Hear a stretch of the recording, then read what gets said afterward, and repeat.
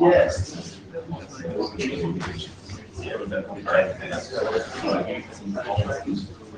Last minute changes. Last minute changes.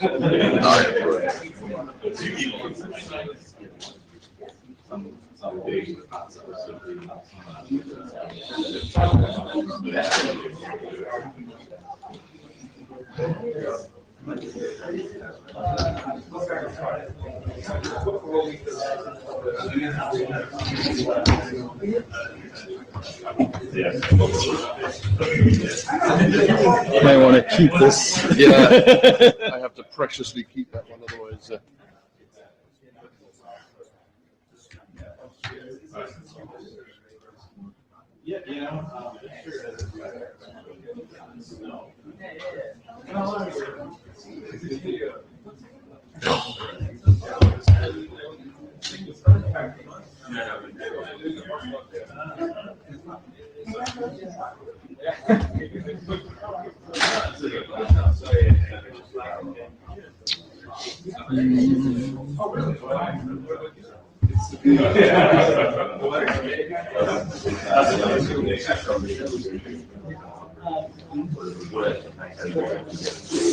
Data tracker is super slow.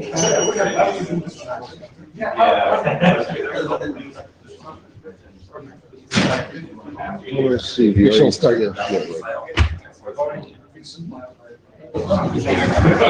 Yeah, we should.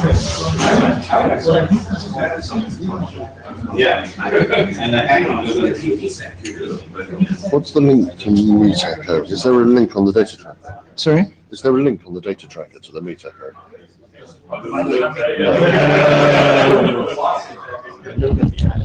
Hello. Let's start.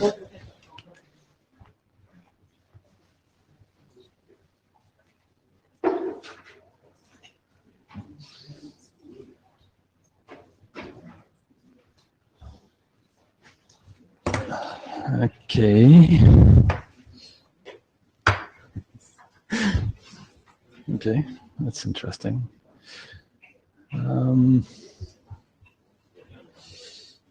guess that's probably, okay.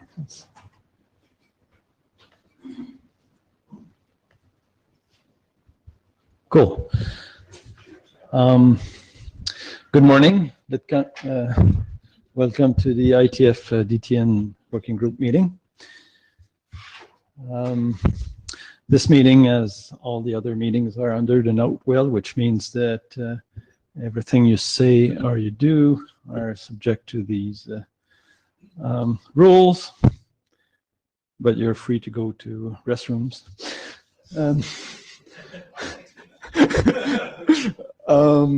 This is the proposed agenda. I won't go into more of my joke. Two things that changed from the last one that was sent and published in the data tracker. One is adding a discussion item on progressing BPBIS to ISG, especially regarding the comments on having convergence layer and encoding. We may start that discussion during the three presentations before. We'll see how it goes. The main point here is trying to get a feeling and a consensus, or a good view of the working group on these topics. And we also change, and I haven't got the change. It's just a very last minute change. We moved the AMP presentation down at the bottom at the end, given that the agenda is pretty packed and full, and that we feel with Ed that we may want to make sure that we have a discussion on addressing in other interesting topics. Any suggested change or bashing? Okay, let's move on. Ed, are you still up for scribing? Any Jabber scribe volunteers? Thank you. This is just a recall of our milestones. I'm not going to go through it. One thing also is not only the agenda is packed, we have 2 remote presenters, which, you know, add an additional, you know, kind of a possible issues and timing. So we'll please the speakers, you know, make sure that you use, you know, the minimum time you need so we can get everybody in. So first one is Scott.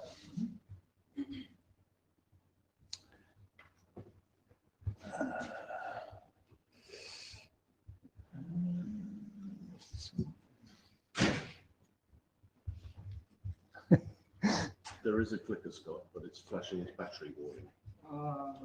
I can just Give it a try.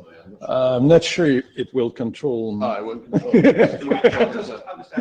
Yeah.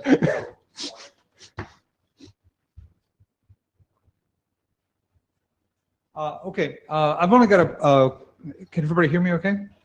Anyone who cannot hear me, please raise your hand.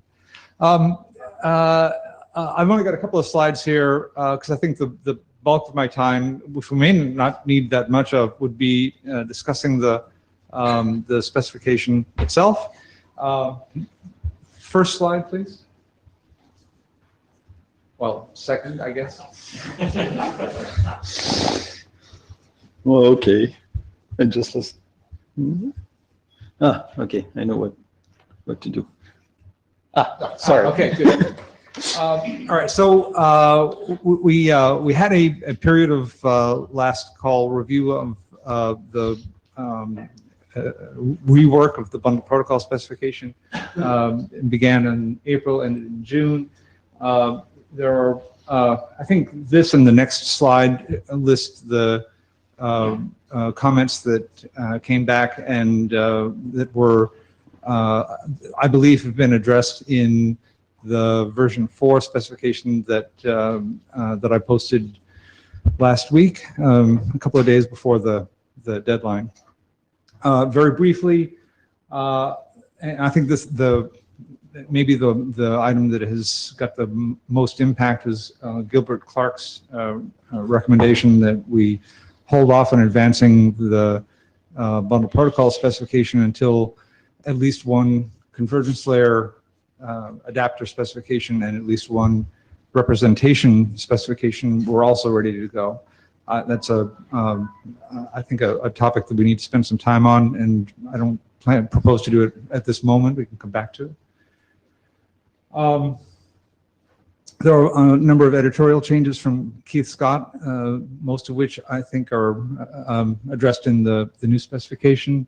There was a spirited conversation on custody transfer, and I've got a little bit to talk about that as the second item on the agenda today. So we'll come back to that as well. There was a proposal to add a couple more items to the convergence layer services specification section of the bundle protocol spec, and I think we reached agreement on that, and there's like an extra clause, I think, added to one sentence in that section to accommodate this. Next slide.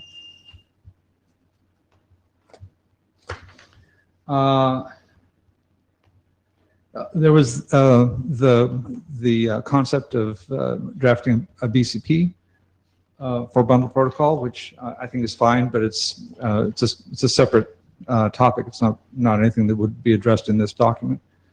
And there were a number of changes from Mani Ramadas, who was the principal author of the LTP specifications, RFC 7326 or something like that. And most of those were editorial, and those are also reflected in the updated document. And I think this is, maybe there may be just one more slide here. Oh yeah. The other item related to this is that there is a draft specification for a CBOR representation spec, which I've been suggesting as a candidate for the, if we need to hold up bundle protocol until we have representation and convergence layer specs, then I think the representation spec anyway is covered by this document. And this also is a second version of the CBAR representation, reflecting some a couple of comments that came out after the initial publication. So with that as background, I think the thing to spend the next 15-20 minutes on would be discussing, first of all, the proposal to bring multiple documents along at the same time rather than advancing bundle protocol first, and then a review of the custody transfer text that we negotiated over email.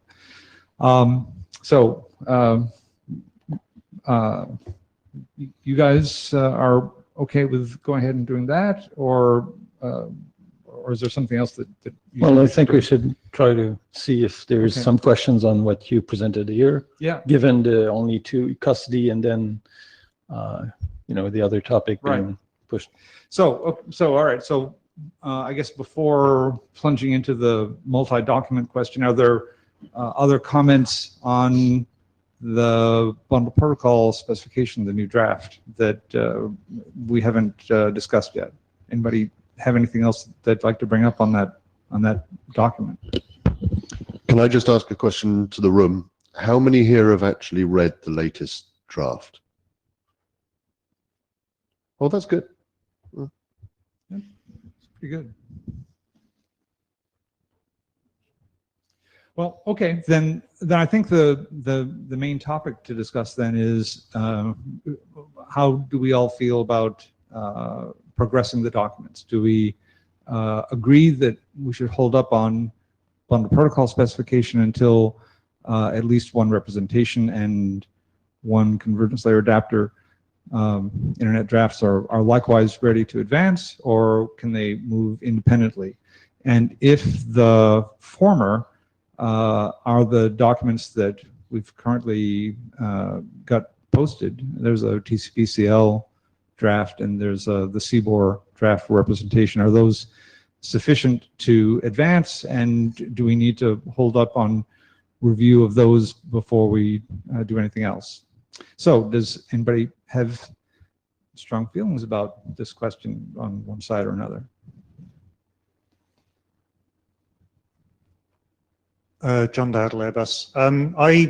I think it makes sense to hold on to the drafts as they go through to sort of create. I think I'm in favour of getting implementation before we push this all the way through.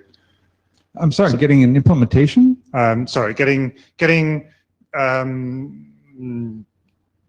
Yeah, I think it would help if somebody even roughs up an implementation of BPBIS before we move on. But do you think that's practical? I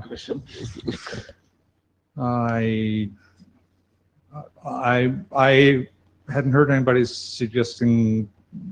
That seems a little more extreme than just. Well, there's holding up so there's a couple of things. So I think it makes sense to have a couple of documents go through at the same time. Yeah. So definitely the CL. I think some of the newer concepts that we're starting to explore on endpoint IDs and addressing and so forth, I'm just a bit concerned that if we push this all the way through to RFC, then there may be something that we have to go back and amend later on. Mm-hmm. But conversely, I'm also aware that we need to be publishing stuff. So it's kind of a double-edged sword. Mark here. One thing we need to understand is that we don't necessarily need implementations for first step standards track, proposed standard. But you are 3 minutes, 3 seconds ahead of me. The last part of my sentence was, it's actually very good, but not required. So. Yeah, I've seen other drafts being held up because there were no implementations and people cried all kinds of things. But yeah, I agree that it doesn't have to be the case. Yeah, I'm a little concerned about where the funding would come from for the implementations. Most of the people who are working on these kinds of things have already got work planned out, and it might not fit into everybody's schedule, but that might or might not be a problem. I don't know. We have Brian in the queue for remote. Go ahead, Brian, if you're there. Yes, can you hear me okay? Yep. Okay, so I agree with the earlier speaker about having an encoding and a way to transport these bundles would go a long way to easing any concerns about simple mismatches that might come up. And I think we'll go over it a bit later, but I think the TCP/CL changes are simple enough that there should not be much controversy there. And I think the CBOR spec is also at a level that it could be gone through at least at a rough level to try and weed out any tiny inconsistencies that might be in there. That's all I have.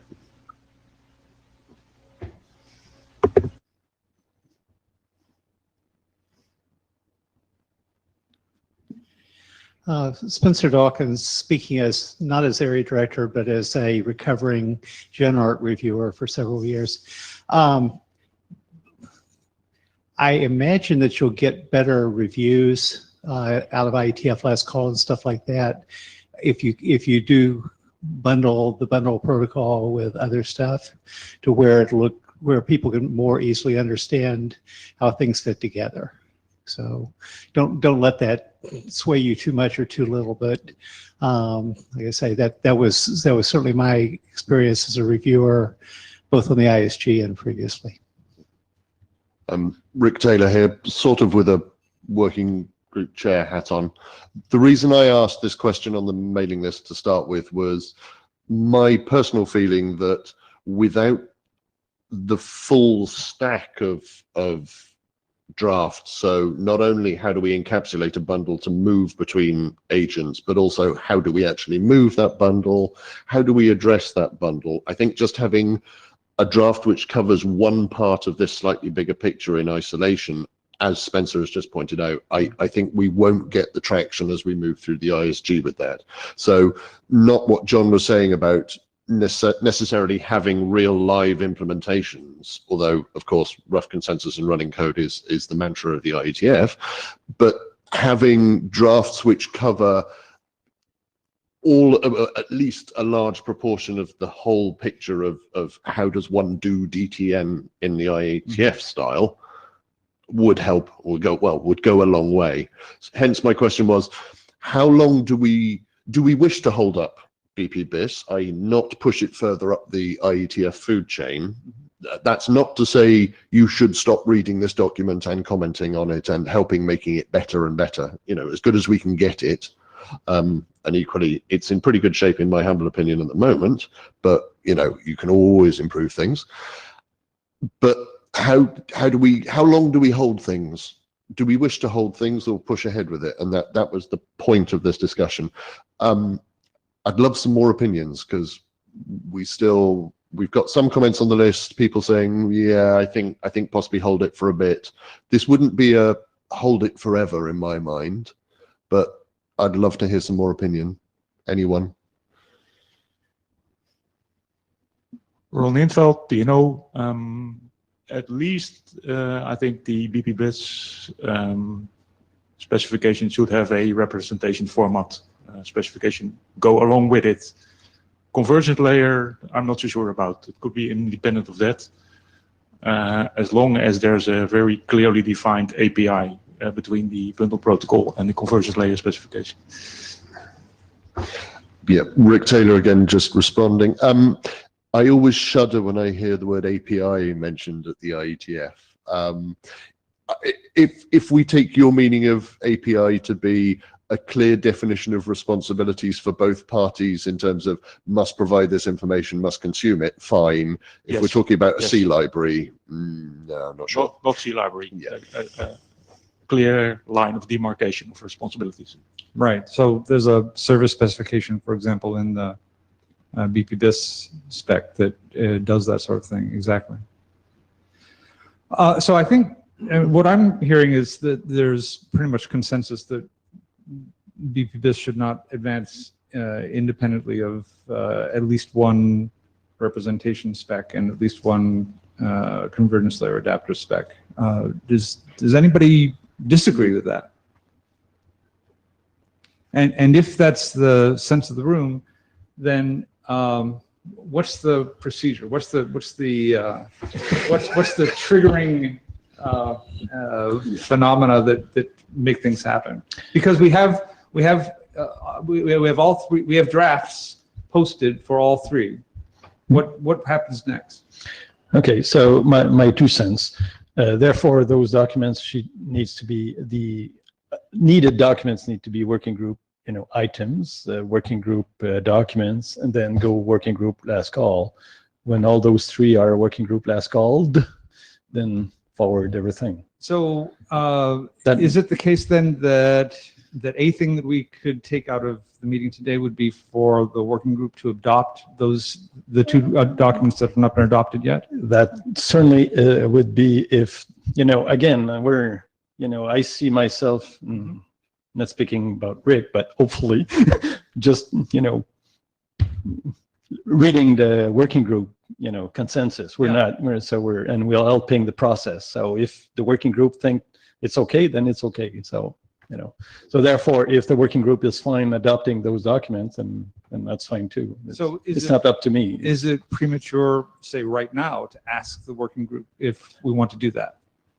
Well, we have something about TCP/CL presentation, so we can ask that at that time. Okay. CBOR is not on the agenda right now, but has been presented before. So that could be something we do, during this meeting. If there's, do people are ready to think about this, or the CBOR document, or your Right. Has anybody read the CBOR specification? Because it's certainly not something we have put in the agenda as a possible, topic to discuss. So we understand that people may not be prepared to answer that question. Right. We could do this by mailing list too, or get a feeling here and confirm on the mailing list. So. Ron Infeld again. I'm fine with adapting it as a working group document, because even if it's not perfect now, there's still room to work on it before. Yeah, of course. Call it. But I think we need to have it at some point in the working group. So why not adopt it as a working group document now? Thanks. John Dowden speaking as Jabba Scribe. Brian Sippel says, I've read BP CBOR and have some simple comments. Can discuss now or on the working group list. Yeah, we're not discussing CBOR in Right. the agenda. That's not part of the agenda, and certainly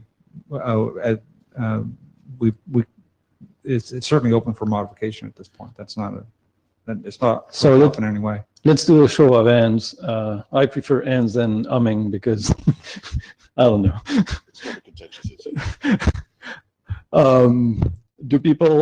Are people ready to decide if CBOR should be, a working group item or not?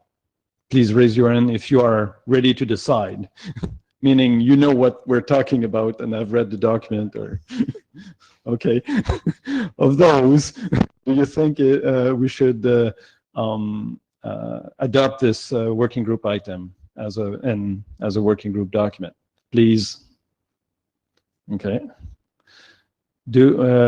The negative question, people do not think it's ready and should not be adopted as working group item and document? Okay. Rick Taylor speaking personally. My concern over adopting I have no concern over adopting it as a working group item.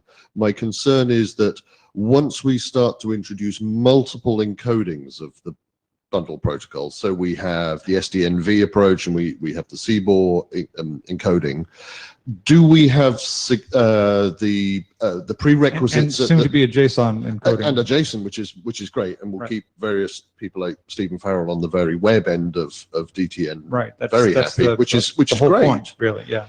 Do we have the prerequisite requirements for the convergence layers to understand that not only am I connecting to you as a fellow bundle protocol agent, but I also, who determines what encoding I'm going to send these bundles to you at? That encoding negotiation, is that implicit within the encapsulation? I may have missed something here. I just want to make sure we've got that bit in there as well. Well, and what I would say is, I believe there's a two-part answer there, which is that part A is, at the moment, it is management, which is to say magic, right? You do it by configuration. The long-term idea that has come up, and that I think is probably the right idea, is to exhume neighbor discovery and add it to the repertoire of the neighbor discovery protocol, which I think ought to be straightforward, but has not been done yet. Okay, so yeah, I think that all sounds very reasonable, and therefore adopting CBOR and by implication perhaps adopting JSON at a later date, that does make sense to adopt those into the working group, but underlines my point with my chair hat on of holding BP-BIS to make sure everyone else gets a chance to catch up, and we've got everything in place such that neighbor discovery and right, having and them all as working group documents works. And I think we have consensus for those three documents, BP-BIS, the CBOR, and the TCP/CL, to go forward together anyway. That I don't think anybody has spoken up against that. So Kevin Fall, CMU-SEI, I guess since it's headed this way, then there's a question is, if we're holding the documents up until they're all kind of together at the same time, will there then also be some kind of requirements that says a minimal conforming implementation will do these things together? Rick, with my chair hat on, I would imagine so. I always sort of fall back to the IP analogy here that you can you kind of need to tell all the layers how to join up. Well, but I would like to, Scott speaking again, I would like to, if we can, avoid mandating that any conformant implementation implement those three specific things together. That I think I think it's fair to mandate that any implementation of bundle protocol has to also include an implementation of at least one representation and at least one convergence layer adapter, but not which ones. So maybe it won't be those ones, but I guess another question, if we're going to go again down the road of say some kind of neighbor discovery or discovery mechanism, will there be a expected minimal configuration for the neighbor discovery? I think there has to be. So it may not be Right. CBOR and TCP/CL. It might be some other components, whatever they are. But Right. that's a direction I don't think we've articulated up to this point. right? And I think that I mean, there's only so much bootstrapping you can do. I think the neighbor discovery protocol, in my mind anyway, there may be multiples that all do the same thing, but the neighbor discovery protocol, I think, can't be self-declaring. I think you have to say, here's what it looks like. Okay. So that's a concrete new thing, I think, right? That's a concrete new thing, and I think it needs to be added to the work that the working charter. group addresses. Yeah. If it's not already part of the charter, it needs to be there when we recharter. It isn't anything we can forget about. I would prefer that we not hold up the other three documents while Right. waiting for that to happen, though. Not proposing that. Okay. Owen Davis, Trinity College Dublin. Just this is more of a general area and expectation of these sorts of things hat on. I would be very wary of implementing lots of different options for the mechanisms. You get fragmentation, and you have more difficulty getting interoperability to work with these things. I think I would be inclined to work towards choosing one and implementing that and saying that's what it is. That is a personal opinion from previous experience with things that have tried doing these lots of options and it's not worked. The model I think we've been working with bundle protocol is more or less the internet protocol model, where IP runs over PVP and Ethernet and SONET and so on, and that's always there's always a configuration issue there, but I think that's the strength of the narrow waist sort of idea. So I certainly recognize that you get a much simpler structure if there's only one option. I think that would weaken the architecture if we limited ourselves that way, though. Rick here. I think before I can see Owen wanting to jump back in here. There are 2 points here. One is about support for multiple convergence layer adapters, and I think that was Scott's point, where underneath the bundling, there are multiple different ways of shuffling these bundles about, and diversity in that area is great. Well, personally, I think is good, because that allows us for different configurations for different equipment. I think the other question is whether diversity in the encodings of the bundles is a strong idea, and is that what you were trying to get to? It was to do with the bundle encoding. It was the bundle. It's Owen again. The bundle encoding is much more difficult. I mean, the IP idea, where actually the IP, the adapters that go down to the frames and the physical layers don't care about what is inside the bundle. If you change the encoding within the bundle, you're going to have much more problems, and I would warn against that. And I certainly agree there. I mean, that's what RFC 5050 was, right? It's a single representation.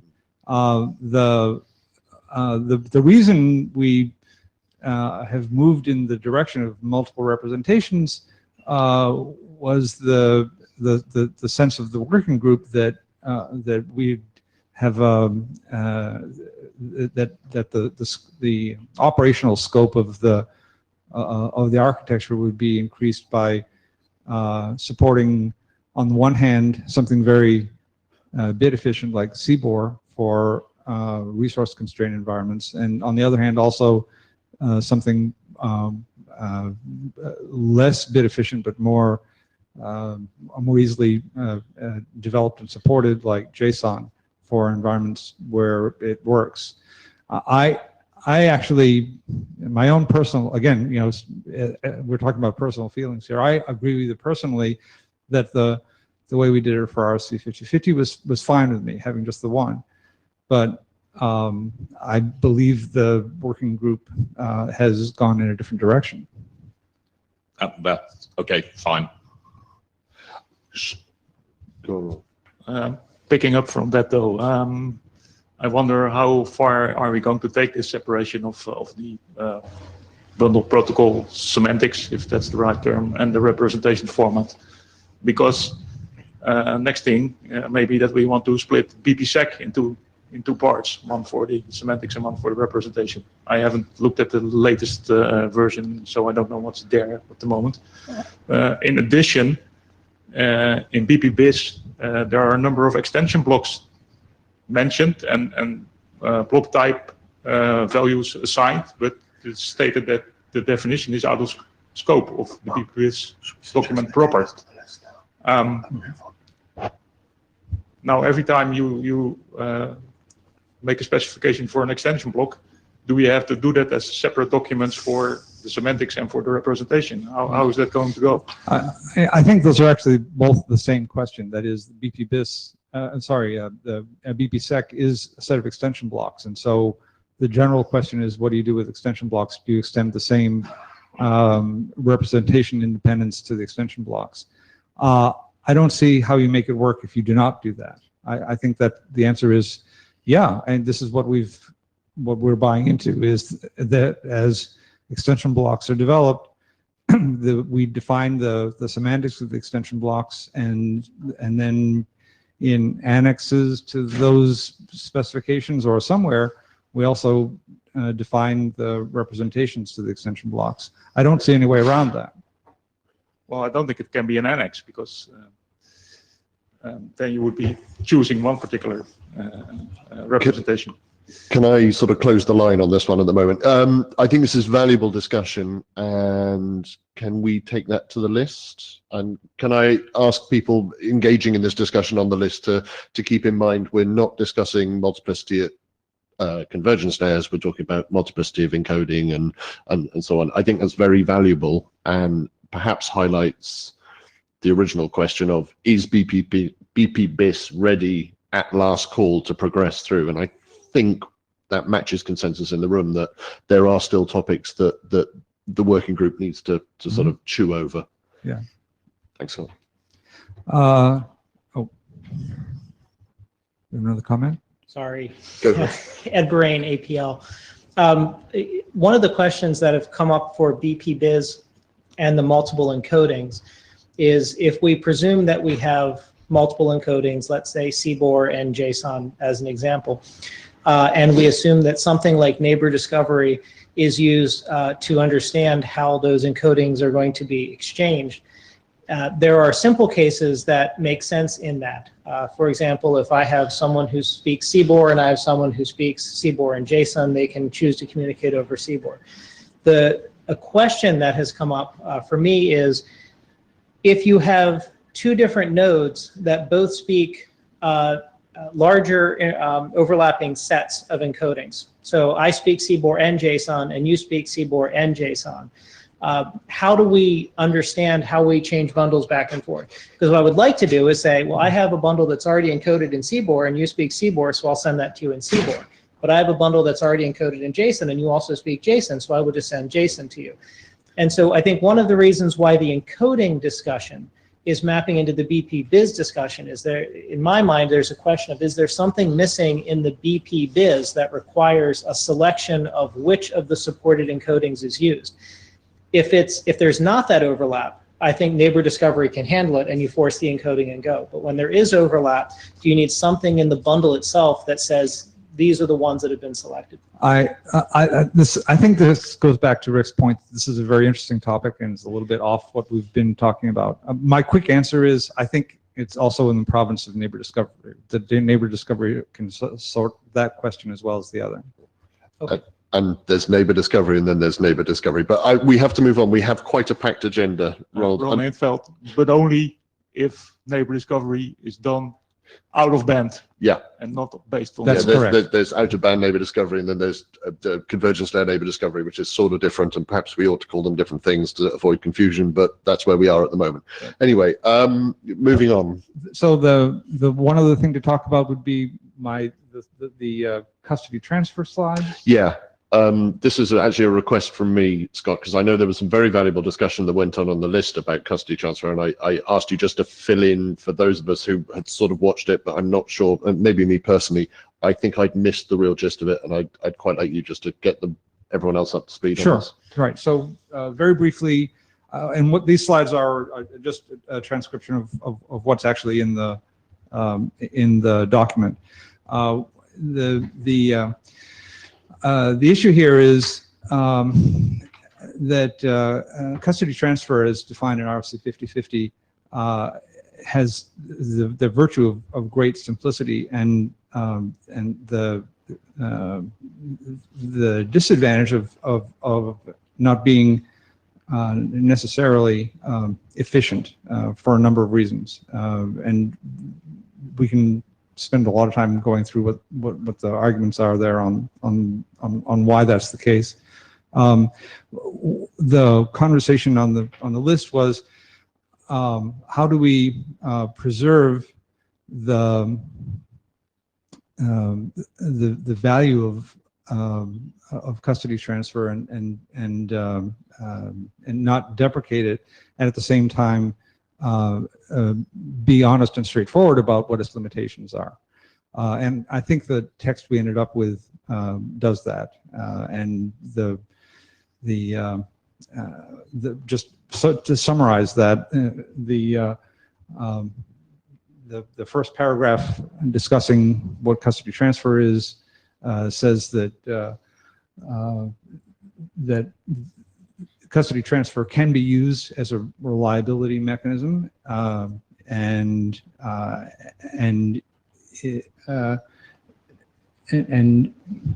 to that end, there's a mechanism of a retransmission timer that should be set when a bundle with custody transfer requested is forwarded. On expiration of that timer, the custodian is required to re-forward the bundle, possibly on a different route, and how it does that is a matter of implementation. Go ahead. We have a comment. Kevin Fall, CMU. This first sentence, ensuring bundle delivery has caused us in the past some trouble for two dimensions of reason, I think. One is that in a number of environments, it doesn't actually ensure the delivery. And secondarily, it doesn't actually ensure that the bits sent are equal to the bits that were received. And that's caused us a variety of conversations.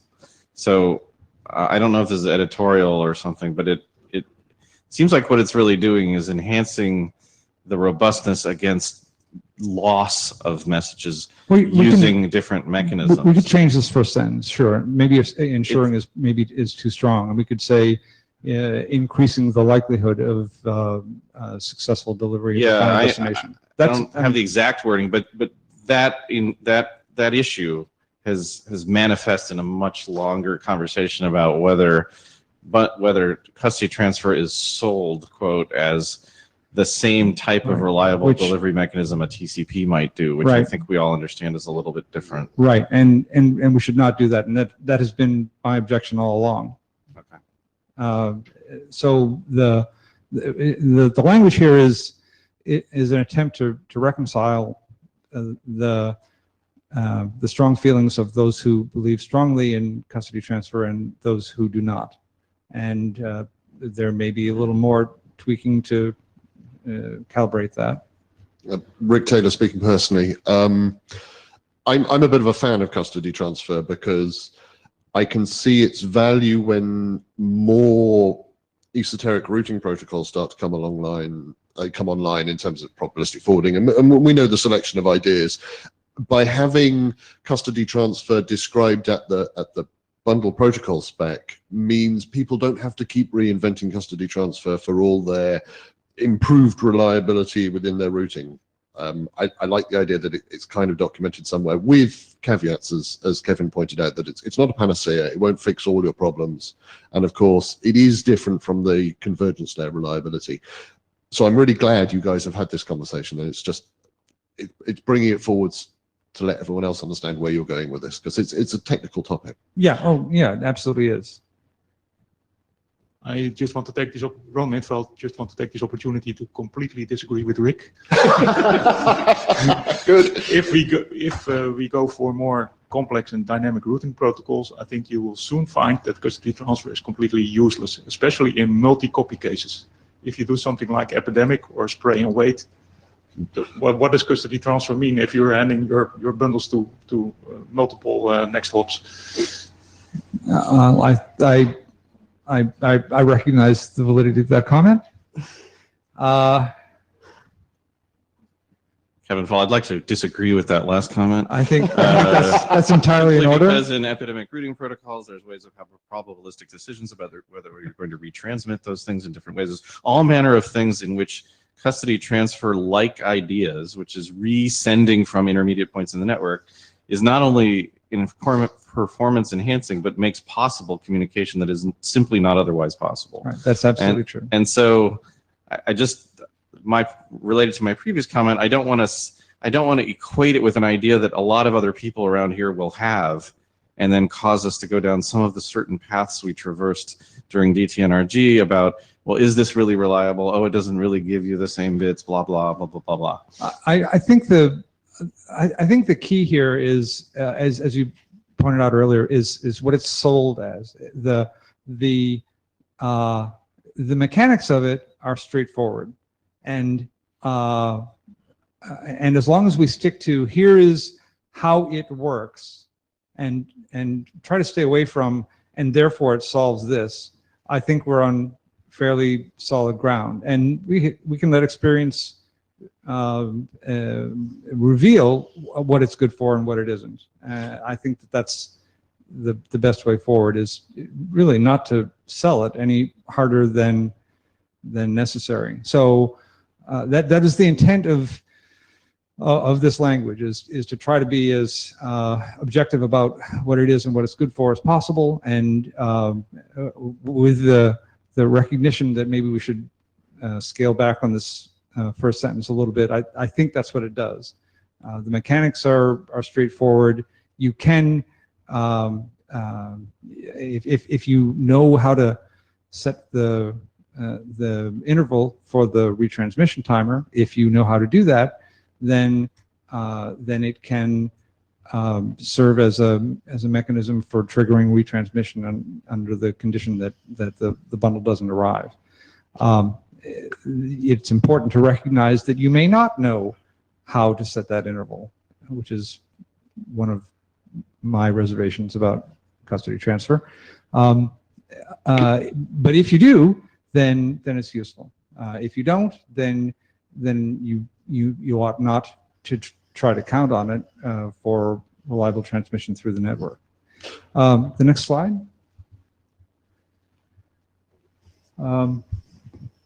This is the other aspect of custody transfer that I think actually, my personal opinion, actually is valuable, which is as a signaling mechanism for when a bundle has pursued a route through the network and reached a dead end, and you would like to request that an upstream node re-forward it in a different way on a different path, and you can do that if the upstream node has kept a copy of the bundle. You can send a custody refusal signal back to that custodian and ask it to do something else. I think Ronald was up first. Yeah, Ronald's up first. Ron Infeld, I think there was a good question from Will Ivanchits on the mailing list. How would you ever know that forwarding is impossible? It may be impossible now, but you may need some other node in the future. So how do you ever? Well, I think the answer there is that the thing that sends the custody refusal signal knows it however it knows it. It knows that it doesn't have a route. It doesn't knows that it tried to compute a route. It was unable to. It's implementation. There isn't any other answer than that. And I think that's actually an okay answer. Kevin. Kevin Fall, I think this is far too prescriptive. I think for when a bundle is received by a node and then that node decides for whatever reason it doesn't want to take custody, it should send its signal. But I think it's not correct to say must be forwarded, because we don't have a formal definition of must. And impossible is not related to the previous comment, doesn't actually tell us now, future, whatever in the past, or how proximal in time that this message should be sent in response. So I think this is actually fraught with a number of problems the way it's stated here. Okay, so there's some editorial changes needed in this sentence. Yeah. I guess we could interpret them as editorial, but I think there's one part that's a little bit deeper, which is that I believe that it's frequently the case where something may take custody and not be able to, quote, forward it now, i.e. is impossible now, but may well be possible in the future. And so so it's an editorial change to the document, but it's the way that it's supposed to work, I think, is a little bit more profound, perhaps. Okay.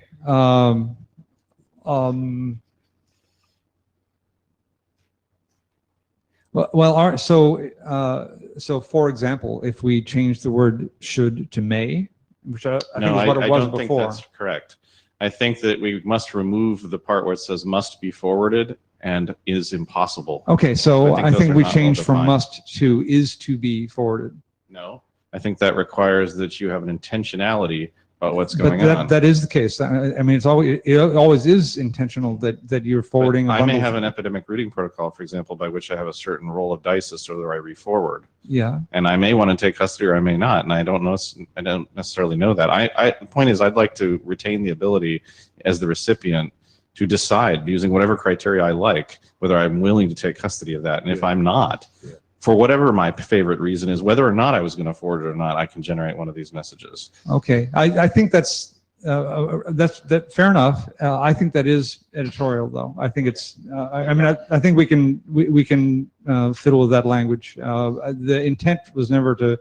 The intent was never to be prescriptive in that way. So, by all means, let's fiddle with the language and get it right. Yeah, Jörg, following up on what Kevin just said, do we have an alternative mechanism to single something like no route to host? No, we do not. Because it seems weird to tie this specific useful bit of information that could be utilized in any case to something as custody signaling. I agree. Yeah. It is, and I think So having a maybe you wanna mechanism really keep the two separate. and follow having a up on this mechanism that comment. does that is a good idea. It's possible that there's a status report that does that, but all the status reports are optional. So I So is think custody. yeah, right.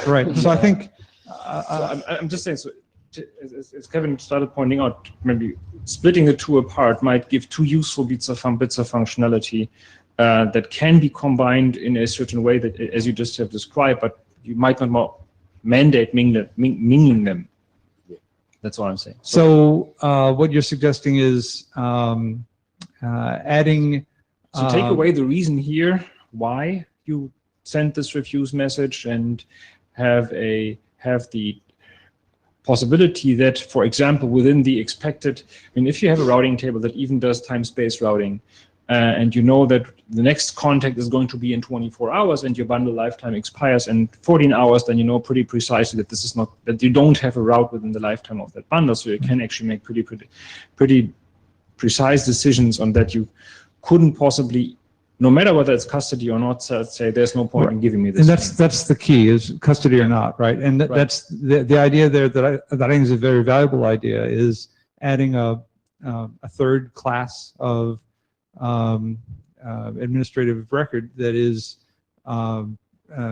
cannot forward for whatever reason, Right. So and using that regardless of whether or not custody has been requested for the node, for the Exactly. bundle rather. Yeah.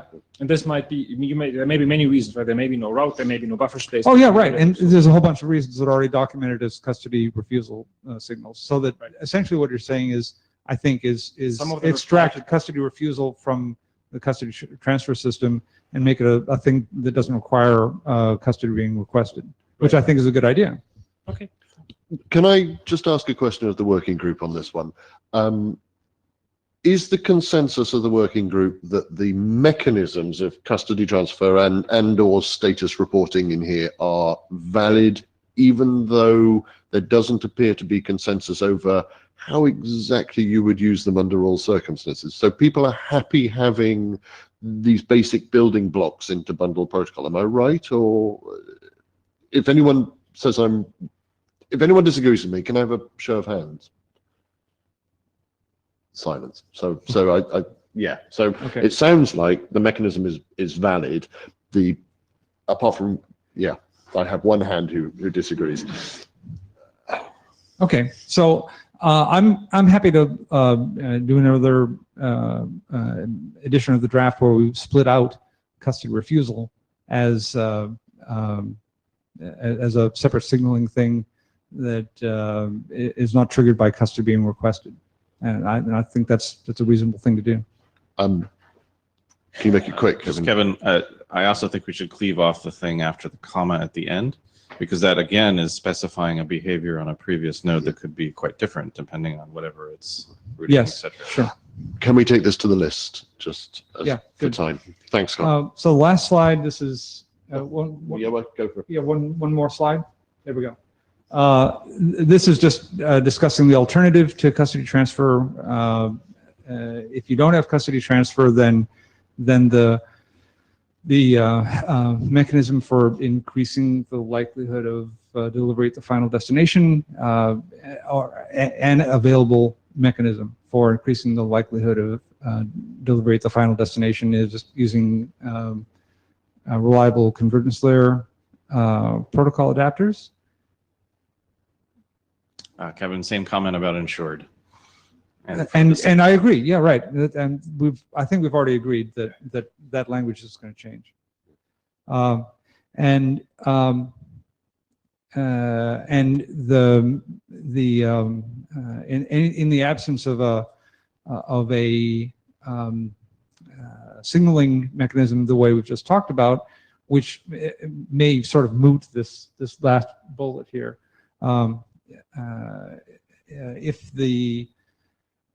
If a copy of the bundle has been retained at some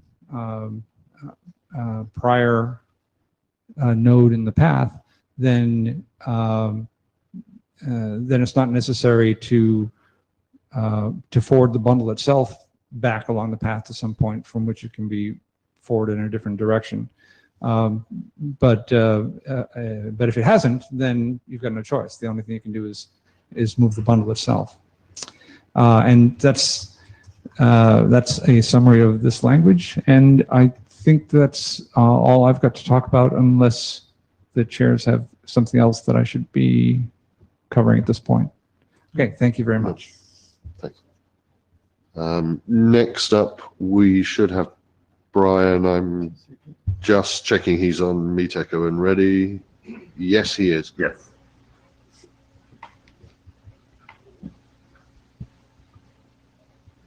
So Go ahead, Brian. Oh, go ahead. Okay. So part of this presentation is going to be a little bit of rationale for the changes, and then just discussing some of the individual changes. Next slide, please. I think you have control. Yeah. Oh, great. No, we have control. No, we have control. Sorry. Okay. And then the last thing we already discussed a little bit is the path ahead for the TCP/CL changes. So next one, please. A few of the motivations are some comments from Scott Burley on the mailing list originally about some missing data from the TCP/CL version 3 related to bundle refusal. A second one was my own need that I had originally drafted up in a separate draft, but have just rolled this into the TCP/CL version 4, which was a concrete specification for using TLS. The third is related to contact negotiation and additional parameters and making room for extensibility of parameters in the future. And then the last one is more mechanical, and it's adding a indication that one of the endpoints rejected a particular message on the line. And that's a kind of a edge case that shouldn't come up, but I added a mechanism to at least signal this. So next slide, please. The main goal for these changes was not to change TCP/CL as much as possible. We'll go ahead and talk about the differences, but I tried to keep as much of the messaging structure, as much of the tables of reason codes as possible. That way, there's a pretty clear path between TCP/CL version 3 and version 4. So next slide, please.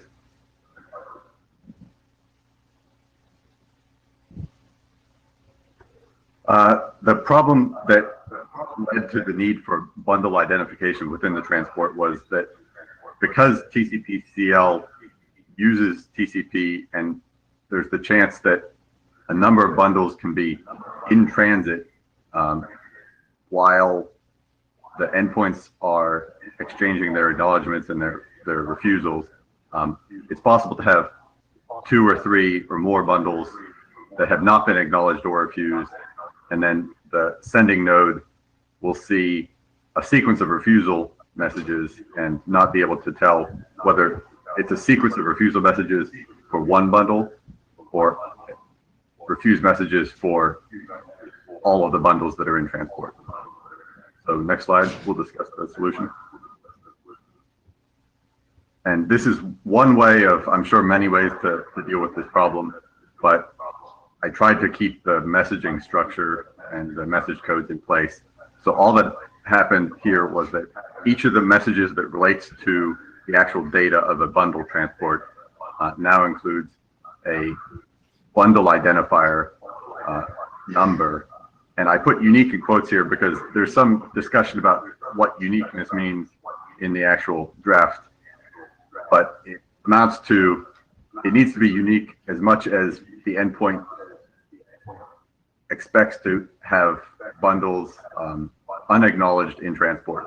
So if it's a very low throughput, low latency situation where there's not going to be very many bundles in transport at a time, you can afford to reduce effectively the bit space of the identifier.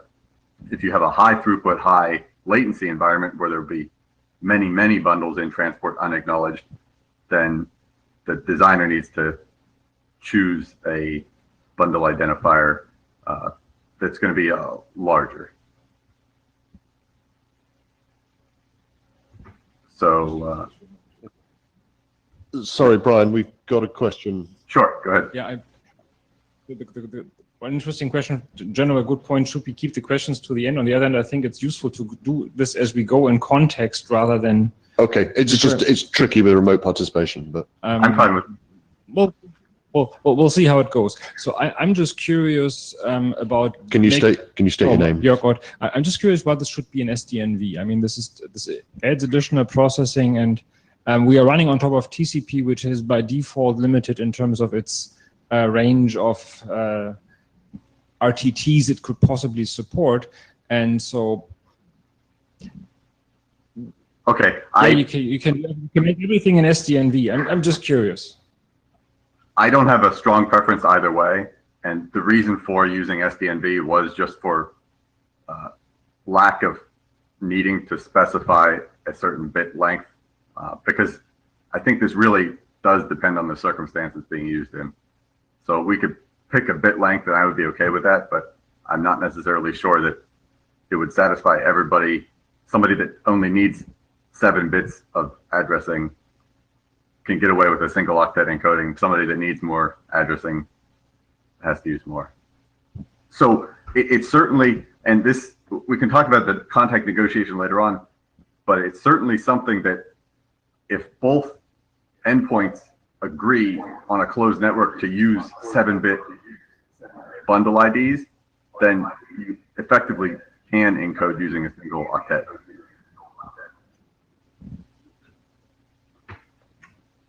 okay, Brian, that's the question. Great. Okay. Next slide, please. So the transport security problem was just the fact that the original TCP/CL said that you could use transport security to secure a connection, but didn't provide a solid mechanism for using it. And just as a matter of interoperability, without specifying a mechanism, there's a bunch of different alternatives to be able to use TLS with a protocol, either choosing different ports or having special handling within a single port. So if you go to the next slide, please. The way that it's addressed in the spec as it's written right now is to use a start TLS mechanism. And I stuck some references here and in the draft itself. This is the exact same mechanism, both functionally and I think mechanically, as start TLS is used in these other protocols. And it's a very simple exchange in TCP/CL before. it's also an optional exchange that if you don't care to use this, then neither endpoint ever needs to see this particular message ID. So the endpoints have the ability to either negotiate if they allow negotiation, or to simply ignore it if that is an easier thing and TLS is not required. Next slide, please. A little bit more detail on this. This is all stated in the draft itself, but I'm just covering it here for additional information. That after security is applied, after TLS is negotiated, there's an additional contact header negotiation, and this is in the same behavior as the existing uses of Start TLS. And it's mandated just for the sake of good security practices, and to avoid the case where in TCP CLv3 it says in the contact header, both of the nodes exchange endpoint IDs, but you can't trust the endpoint ID of the node you just received from because it's over an insecure connection. So this hopefully avoids that. Next slide, please. Oh, go ahead. Do you want to ask a question? Yeah, God, I was just going to comment that the last bullet point isn't true. Just because you're using TLS, that doesn't change anything on the trust level of the endpoint ID.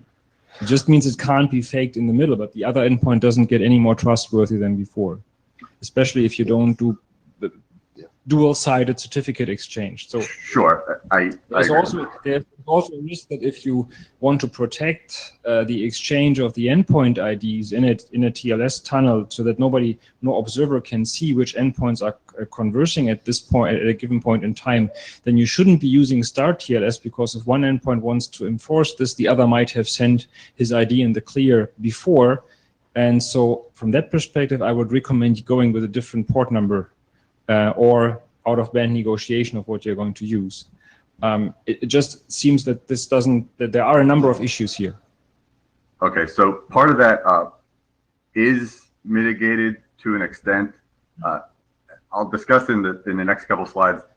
The contact header, the contents of what gets negotiated, is changed from TCP/CL v3 in that all the parameters of which endpoint ID is 1 are now optional as part of the negotiation. So it is possible, as written today, to not send an endpoint ID in the clear, to apply contact security, and then to transmit the endpoint ID only after security succeeds. So that's one mitigation of what you mentioned. But I absolutely agree that having the endpoint ID purely is not enough to establish identity, although hopefully in a good PKI environment, the certificate exchange, and like you mentioned also, having bi-directional authentication of both endpoints would be a reasonable thing depending on the context that this is being used in. Brian, we got a couple more questions, so can I pause you there? Yeah, John Dowdle as JavaScribe. This is a question from Fred Templin, possibly a couple of slides back. Fred asks, is SDNV still part of BP-BIS? I thought it was gone. Scott is shaking his head for reference in the room.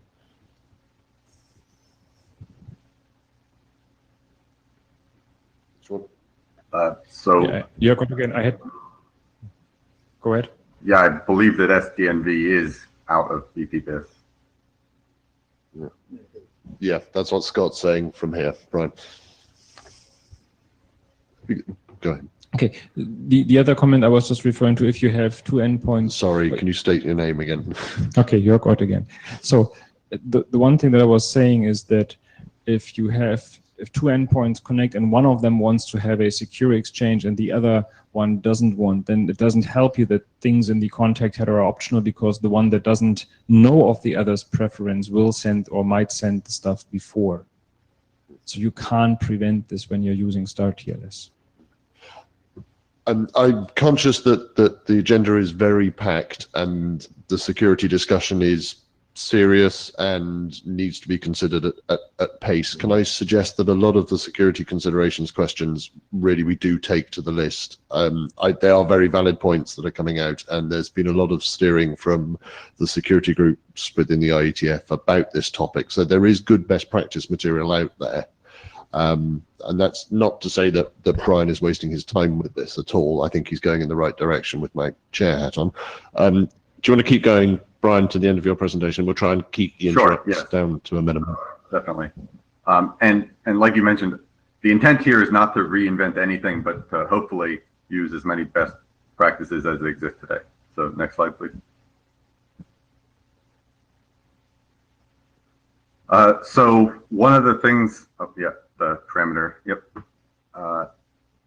the parameter negotiation in TCP/CL v3 uses a fixed bit field to exchange, to negotiate the parameters. And when I had added the star TLS, I had a need to be able to negotiate the use of star TLS. And the problem that I immediately ran into was just the fact that using a fixed bit field has some strong limitations on current negotiation and future extensibility. So the way that this is addressed in TCP/CL v4 is to use a type length value type exchange of parameters in the exact same way that is used in, for example, protocols like the point-to-point protocol, PPP. And the goal of this is, again, getting back to the way the earlier goals were, to not lose any fidelity, to not lose any ability to have a logical backwards compatibility with TCP/CL v3. So if you could do it then, you should still be able to do it. Next slide, please.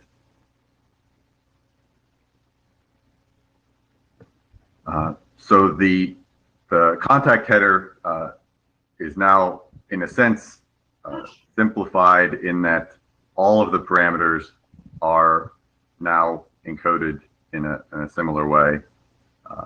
And lots of new parameters can be added if they are used in the parameter ID namespace that would be reserved for experimental or private use.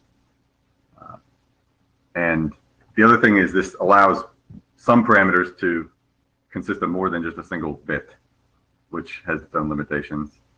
And we can get into, I'm going to skip over the details that are in the spec itself, but it does allow a higher level of fidelity than what TCP/CL v3 allowed. Next slide, please. As a summary of the parameters, the endpoint ID and the keep alive time interval are provided as parameters exactly the same as in TCP/CL v3. The determination of whether or not an endpoint needs or cares or rejects about some of these messages, length, ACK, segment, and refuse bundle, is now included, and it's explicitly unidirectional. So the endpoint declaring the contact header declares how it will accept these messages, if it will accept the messages, and if it simply ignores them. And the new parameters to negotiate are supported bundle protocol versions. And again, getting back to the backwards compatibility, the intent of this is that the same TCP/CL v4 endpoint should be able to be backwards compatible with both bundle protocol 5050 and the new bundle protocol. The maximum RX segment size is added as a parameter to negotiate. I only ran into this when doing a trial implementation, just because this, in an open network, this does seem to be something that really should be negotiated between the endpoints. And it's similar to the maximum receive unit that is negotiated in the PPP protocol. And like I mentioned earlier, the TLS support is a new negotiation parameter. Next slide, please.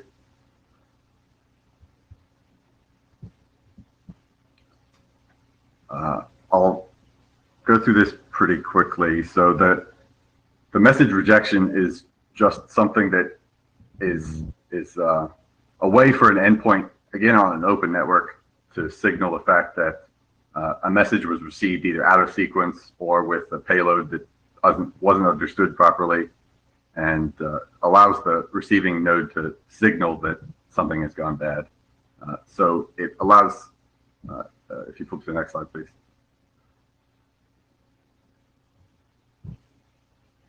It allows the,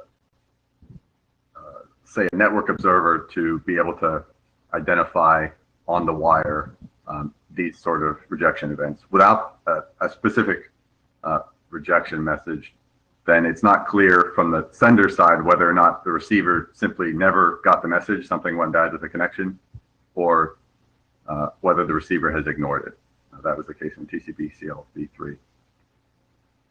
And specifically in this protocol, the way that the start TLS is operated, this message has immediate use. So I just declared this to be a generic rejection rather than a start TLS specific rejection. So it's only used at this point by start TLS, but it's a generic indication that the receiver didn't know how to process or didn't want to process. Next slide, please.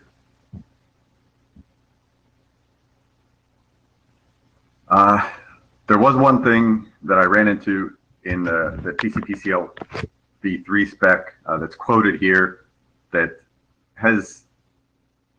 requires some, I think, some odd behavior that there would always be future compatibility against TCP/CL v3. We can discuss this on the working group mailing list. I don't really have a strong preference one way or another about how to deal with this, if this needs to be dealt with at all, but there's a few different alternatives. So I'm just mentioning this here and hopefully starting a short conversation. Next slide, please. So this gets back to some of the earlier comments about the bundle protocol and encodings. So right now, the TCP/CL v4, as it's written, allows the endpoints to determine a shared bundle protocol version, whether it's v5, the RFC 5050, or v6, the upcoming proposed bundle protocol.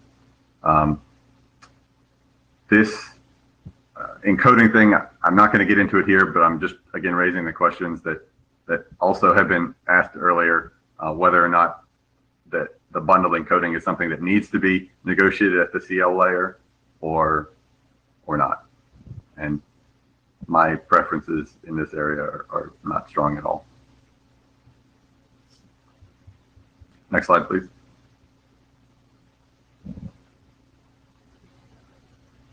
So this is just a quick status of the draft as it's written. It certainly is rough draft. The point here is to at least have something to start bashing against. And I also had started into a proof of concept, or you could consider it a prototype implementation, that's at this point going to be, oh, I see a comment. Oh, I think I typoed then on the bundle protocol versioning. Yeah, I think we covered that one, Brian. Okay. So at least there's something to start sending complaints against. And if you go to the next slide, I believe this is the end of the line. Then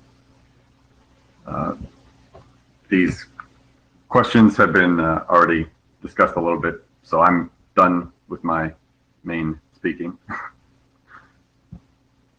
Okay. I think we have a few questions, Brian. Sure. Jörg Ott again. So I have one fundamental question to you and to the group at large, and also to our chairs, and that is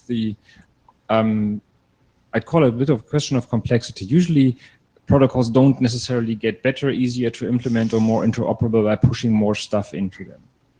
And so there's only so many things you're going to run on top of TCP. And so I think there are a bunch of pretty useful extensions in there. There's a few other bits where I would at least be questioning whether they would be needed. For example, a bundle protocol version ID or something. That's part of the bundle protocol, right? You can negotiate whatever you want, and I don't see one can argue whether you need a strict layering. So an interesting question has always been for us, what should be pushed into the convergence layer and what we should be handled at the bundle layer. And so along these lines, one of the things that we might want to do as a collective exercise is take a step back and ask ourselves, which of these changes, extension points, and so on, are we really going to need to build something functioning, to get something functioning in the end?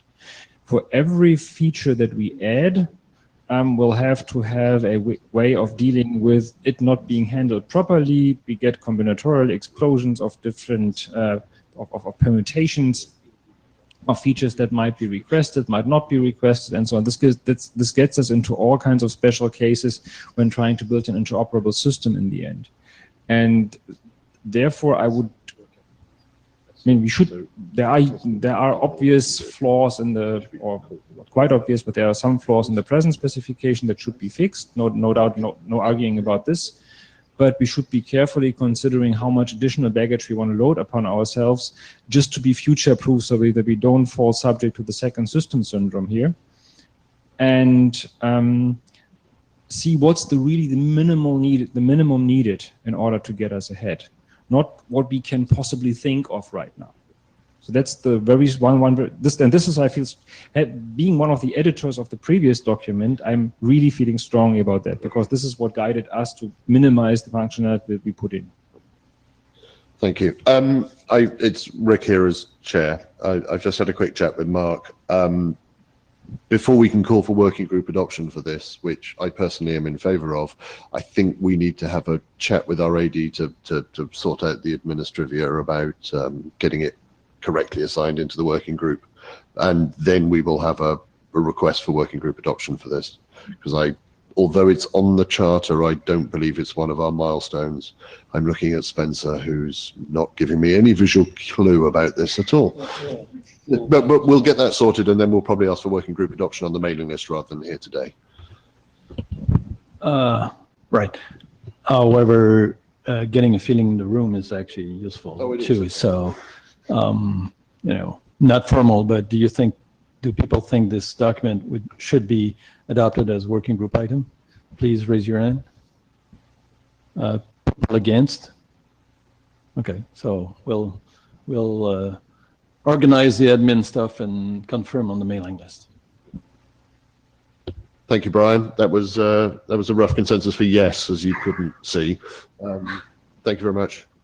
Thank you. So I think we've got Ed next. If I look at the agenda, we have a item on the agenda called the progressing BP-BIS through to the IESG. I think we sort of covered that during Scott's presentation, so we'll skip on, and then maybe time at the end if we're lucky, if anyone has any last-minute questions. So, Ed.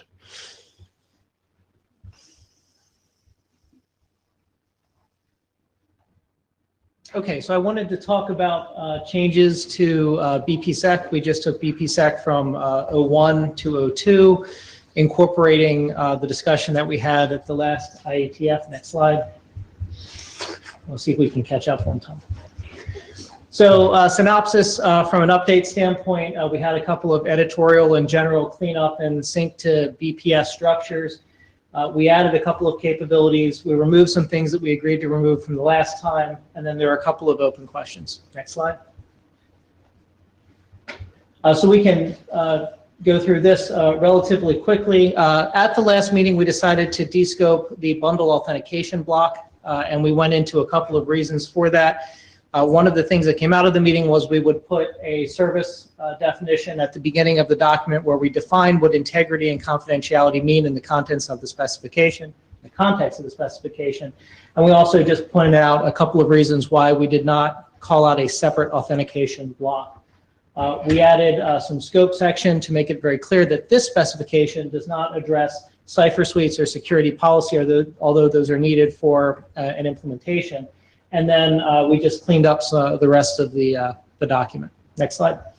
And if we go into the additions, when we started looking at BPBIS, we made the decision that we did not want to have a single BCB that handled all confidentiality requests in the bundle or a single BIB that handled all integrity requests for a bundle, because multiple sources could add their own security services and have multiple sources doing surgery on each other's bundles, especially if you're trying to encrypt BIBs and so on, became intractable. However, the opposite of that, which is to have one BIB or one BCB per security operation in the bundle, could lead to duplicating key information. And so the compromise that we had, again, talked about at the last meeting was to allow blocks under certain conditions to have multiple security targets. So if you are a security source and the key information is the same, and you are trying to create multiple integrity signatures from that source with the same salts and initialization vectors and so on, you can, in one bundle, support multiple security targets, and then you avoid the duplication of key information in the bundle. So that was one of the additions right now. Next. This one was hinted at, I think, by Ron earlier, which is, how do we generate encodings if we are going to do security operations end-to-end, where one end has one BPBIS encoding and another end has a different BPBIS encoding? So we updated the canonicalization section to talk about primary block canonicalization and synchronize it to BPBIS. Then we created, for non-primary blocks, a canonicalization as well. And we took the step here that said we need to generate the encoding for a canonical form of an extension block, because when you create a signature and you pass that signature from the beginning at the security destination, whatever that may be, you must recreate that signature. And to recreate that signature, the same bits in the same order that went into the original calculation must be fed into the calculation at the destination if you are to get the same result back. So at the very least, BPSec is going to provide a default encoding that has to be used. At least that is the way it is written right now. Next slide. We undertook a security analysis of BPSec. This was requested by several folks. Separating a cipher suite review or a policy review or a best practices of implementation review, which are all additional things that need to come to bear. A security analysis that looked for just weaknesses in the extension block approach has been added. It's about 3 or 4 pages, maybe 4 or 5 pages at the end of the spec. I think it's useful work to go in. The major findings are BIB and BCB provide pretty good protection, but you need to know when to expect them. If someone erases a BIB completely from a bundle and you don't know that that BIB was ever supposed to be there, then you've lost confidentiality and you really don't know about it. And whether those are manifests or policies or something else that are out of band, those are implementation matters, but there needs to be some understanding of when you should expect security services. There is some guidance that when we looked at replay attacks, cipher suites, we delegate to cipher suites the job of chaining and nonces and things of that nature. We don't include those in BIBs and BCBs, and we believe that that is a reasonable selection. And in particular, some use cases only deploy BIBs when you're routing within some sort of a secure enclave, but when you go to leave that enclave, you really should be encrypting your BIBs along with any other kind of traffic, and that's just good guidance. So those are the major findings, but obviously please go back and read the security considerations for yourself. Next slide. Finally, since we do push some things to the cipher suite based on our security review, we did put in some guidelines if you are authoring cipher suites for BPSec, and it will capture that guidelines. In particular, you need to take considerations that are for anything related to security and DTNs, related to data lifetime, possible one-way traffic, opportunistic and sessionless operation, and so on. Next slide. We removed some things as well. We originally had a first block and a last block concept. Now in BP-Biz, the payload is the last block. So having a block after the payload becomes impossible, and that simplifies things. It allows us to remove items from Cipher Suite flags in terms of whether a security result is or is not present in a security block. It is always present. We removed all of the text associated with the CMS block. A decision was made at the last meeting that BIB and BCB were the blocks that we needed.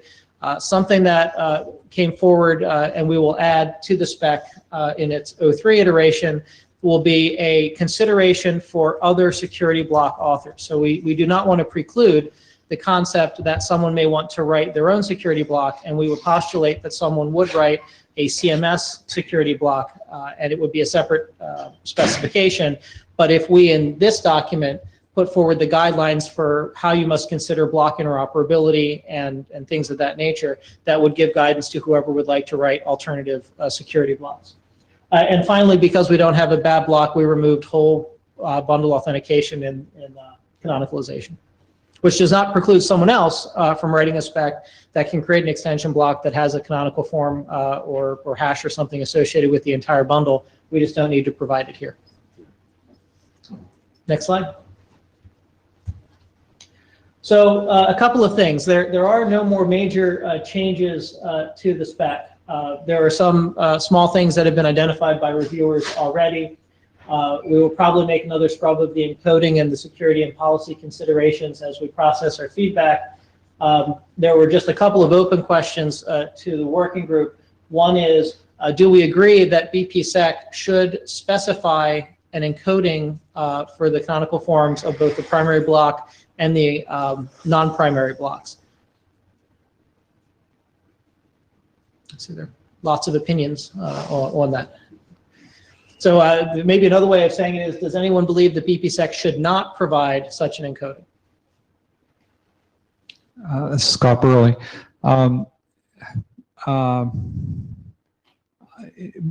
My concern here is that if we state a mandated encoding for BPSec extension blocks, then somebody's not going to like it.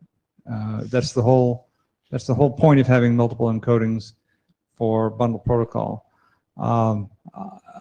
So my preference would be, and maybe what that means is we need to settle on maybe exactly 2 encodings for bundle protocol, and therefore exactly 2 encodings for extension blocks, because extension blocks are part of bundles, and just bite the bullet and just say those are the encodings. That's all you get to use.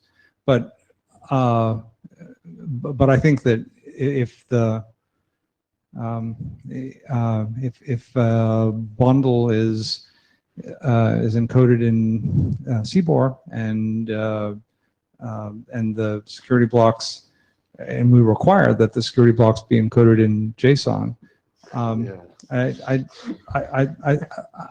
think we open ourselves to considerable pain that I think we would be well advised to avoid. And I agree with the considerable pain, and I agree with avoiding pain. The question becomes, do we need special considerations if an encoding changes end to end? And that's less of an issue for confidentiality. But if we are doing integrity, an integrity signature, how do we create an integrity signature where when the signature was created, the block existed in CBOR, and then at a later point, the receiver has a JSON block and must create a signature that matches. And we would just have to figure that out. This is Scott Burley again. What I perhaps naively hoped we could do was where the signatures are binary in CBOR, binary arrays of bits, and when we change the representation of a bundle at a gateway to JSON, we recode the the bits as ASCII coded binary so that nothing actually changes. Maybe that's just not doable, but I've been hoping all along that the gateways at which representations of bundles change are essentially mechanical.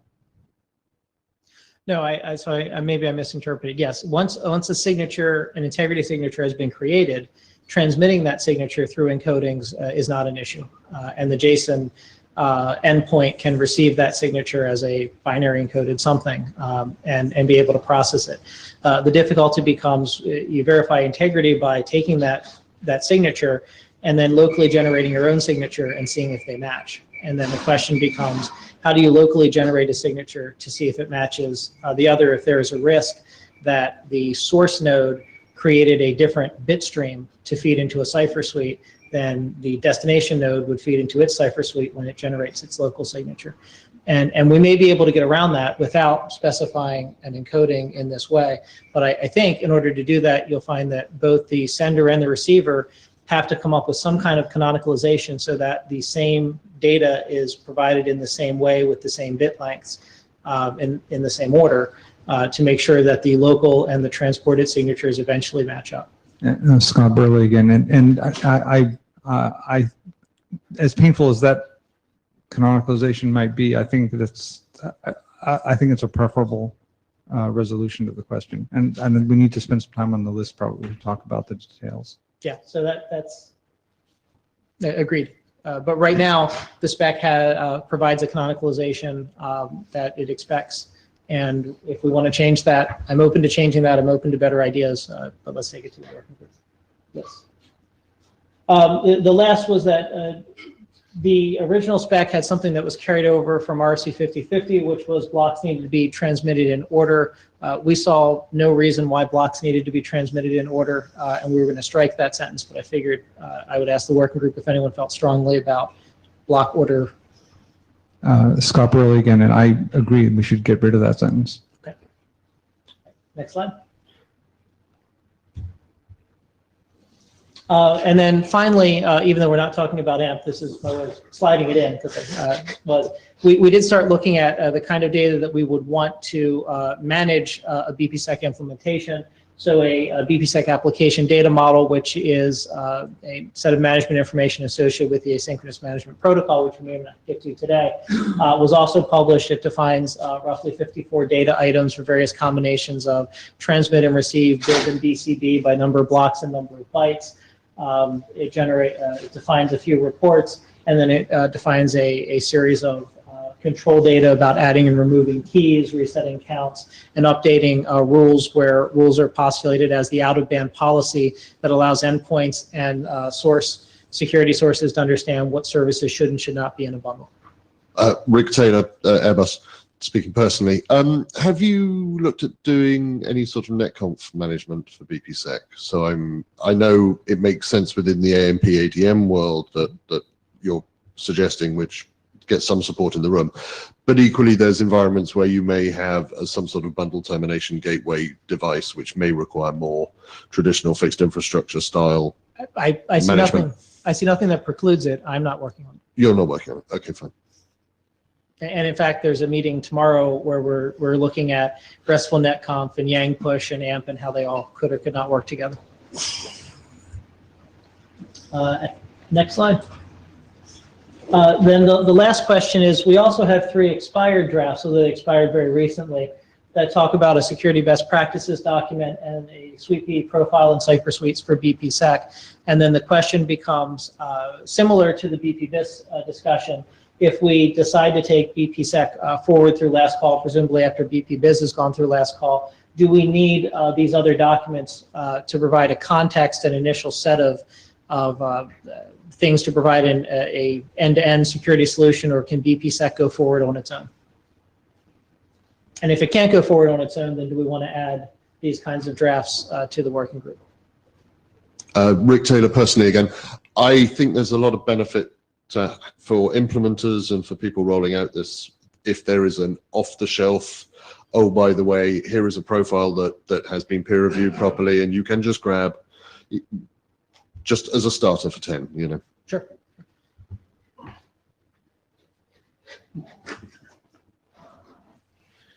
I could just use this mic. Madame Lachette, personally, I just counted about 15 different, and still counting, cipher documents, RFCs for IPsec. Okay, they're, crypto change over time, but we may not want to do triple DES. But having said that, are we just starting to redo the same order of magnitude of work in terms of, profiles and cipher suites, which may be a big thing to do? Question mark. So the short answer is I don't know. When I look through the cipher suites and the profiles, the kind of information that went in there was tailoring it to what flags in bundle protocol we needed to set in order to use it. When we performed our security review of BPSec, one of the comments that came back was there are aspects of the network in which DTN would be deployed versus IP that would make cipher suite implementers perhaps choose certain options over other options, and something should capture that. It's possible that we may be able to create a single generic profile for a family of cipher suites and then not have quite so many specs. But I do think there's value in saying if you're looking at doing a cipher suite implementation or configuration in this environment, there is guidance, and I don't know that that's out there already.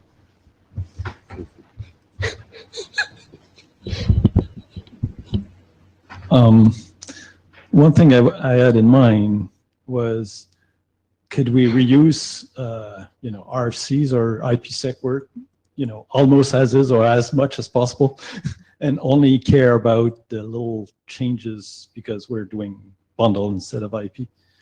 Oh yes, and in fact, I think if you look at the profile, these two documents here, there may be 4 pages or 5 pages. They're not very long. And I think they do exactly that.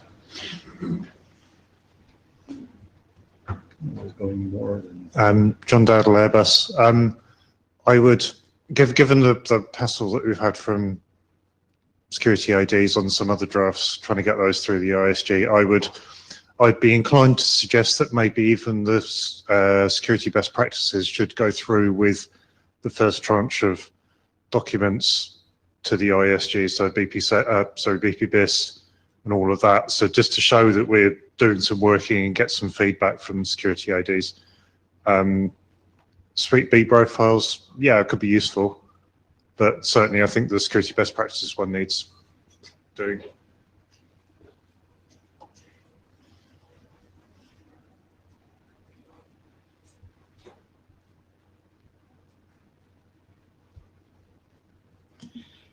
Spencer Dawkins, and this actually is an AD question. When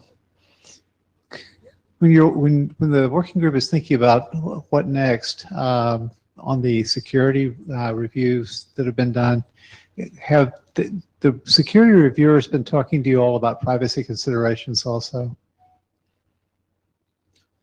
We did address, so we identified the need for policy. We said it was out of scope for the BPSec spec itself. Okay. And but that it does need to be handled. We have a policy considerations in the BPSec spec, but we did not define policy. We felt that there were portions of that would be network and deployment specific. Sorry, Ed, was the question policy or privacy? Privacy. Oh, I'm sorry, I heard policy. Yeah. Could you please ask the question again and say policy? Yeah, for the security reviews that have been done, I was curious if the security reviewers have talked to you all about privacy as part of those reviews. Not specifically, but we can look at it as we go through the review process. You might want to start that question at that level. Speaking, like I say, speaking as Transport AD, one of the consistent things that I've been getting from taking documents forward to the ISG for ISG evaluation has been documents where a lot of work was done before people were really thinking about pervasive monitoring. And the largest number of privacy-related discussions I've had on a document, and it was a special case, I'll tell you that, was 6, and there are only 15 area directors at any given time. So this is something I really want working groups to be thinking about as they are moving stuff forward, because those are conversations that will happen at some point, but it's better to have them earlier in front of the working group while people are still engaged and things like that. Just so that I'm clear, when you say privacy, exactly what are you?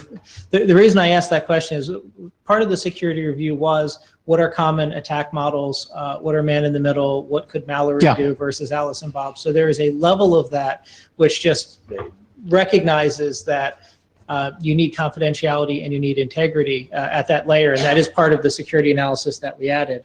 I didn't know if there was an additional layer, more specific or narrow definition of privacy that you were referring to. What I've seen the most conversations about have been personally identifying information and things like that, which basically allowing someone in the middle of monitoring to correlate conversations and things like that. Okay. Like I say, I'm not telling you that you have a problem. I'm asking, I'm suggesting the working group might want to start that conversation earlier rather than later. I understand now. And then they can tell you have no problems, and you can all celebrate and go home as one of 3 working groups at the IETF that don't have privacy problems.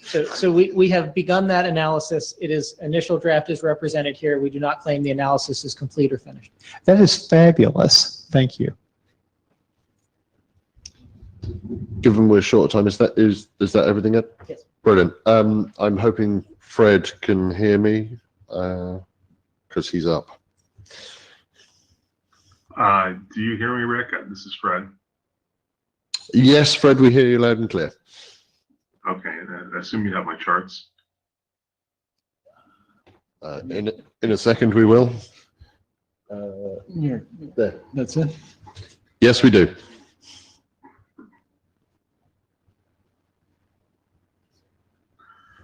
Okay, so this is a small draft that we've had in the draft repository for some time now. And it's time for us to start considering alternate DTN numeric node ID schemes. What would be required for such schemes? So let's go to the next chart. So DTN endpoint IDs are universal resource identifiers that have a scheme name followed by a scheme specific part, as shown in the sentence below. So the scheme name DTN includes an alphanumeric SSP up to 1023 octets in length, but this can introduce excessive overhead for resource constrained links. So if your bundle had to carry many endpoint IDs, they could get quite long. There's an alternate scheme name known as IPN that includes a numeric node ID and followed by a numeric service number. So for example, IPN :1000.2000 means node ID 1000 and service number or port number, if you prefer to think of it as that as 2000. And the IPN scheme is specified in RFC 6260. RFC 7116 delegates low-numbered IPN values to the Space Assigned Numbers Authority. And the remaining IPN values are administered by IANA. Now, already the SANA, Space Assigned Numbers Authority, has begun subdelegating IPN values to actual DTN nodes. So we need to conclude then that the IPN scheme is operational and can no longer be altered or deprecated, and that early adopters, for example, CCSDS, have received low-numbered values that can be encoded in fewer bytes. Next chart.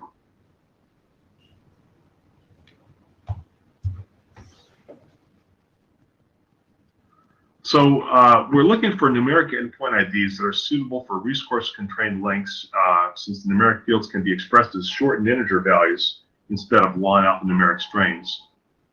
Suitable for encodings in seaborne JSON, etc. IPN is only one example of a DTN numeric node ID scheme, and it's already baked with the SIANA delegation. So the question is, do we need an alternate numeric endpoint ID scheme or schemes? Next chart. So the draft essentially lists several questions for what would be required in alternate numeric naming schemes.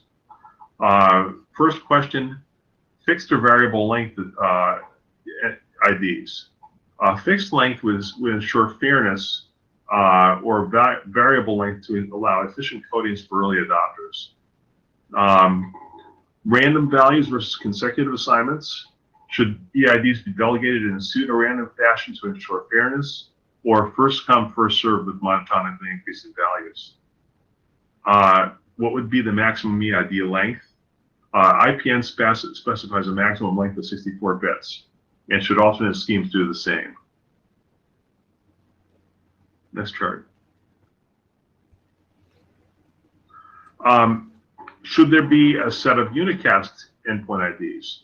Should the alternate scheme include a range corresponding to single DTN nodes, in other words? Should there be a range of multicast EIDs? So that would correspond to groups of DTN nodes. Should there be private use EIDs? So should the alternate scheme include a range of EIDs that can be administratively assigned within a local DTN, even though the same values may already be used in other DTNs? If so, should the private EIDs be assigned from low-numbered ranges to allow for efficient coding compression? Next chart. Should there then be a set of universal EIDs? And these would be EIDs that are unique on a universal basis, not just within the local DTN, not just within the global DTN, but on a universal basis. And should the numeric naming scheme provide block allocations versus individual allocations? So should I be able to go to assigned numbers authority of some kind and ask for a block of allocations? Next chart. So finally, some other questions. Should there be one universal alternate numeric naming scheme or potentially many? Should the delegations be managed by IANA or some other agency? What would be the interactions with the DTN routing system? And should these be treated as addresses or identifiers? Addresses go hand in hand with routing. Do we need an addressing architecture for DTN or just alternate endpoint ID schemes? And then the question comes to scalability. Do we have the ability to scalably route a flat set of EIDs, or do we need some kind of hierarchy? And I think that's the last of my charts. So these are the questions that are posed in the draft, and we welcome any questions now.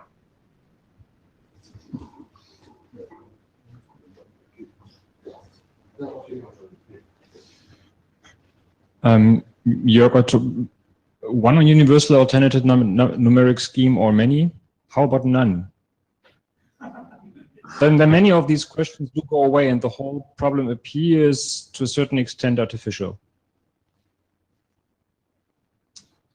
Rick Taylor. Thank you, Fred. I think this is really useful, and I'm going to refute the previous statement. I like numeric IDs, particularly for constrained devices. It gives you some great compression, and I've got a presentation immediately following this where I'm going to go over some of this in more detail from my perspective, but I like numeric IDs, so sorry. Oh, numeric IDs are fine. You can just stick DTN colon in front, or your personal ID colon something, and then you're done with this thing. But having a whole other thing come up seems to be overdoing it. Can we have Fred? Can we let Fred answer some of these questions? Fred, I think the key point was why alternate schemes? Why not just use the same DTN scheme identifier and then just, or I may not have understood the question then. Well, and there's also IPN. Now we have got to go on the mic.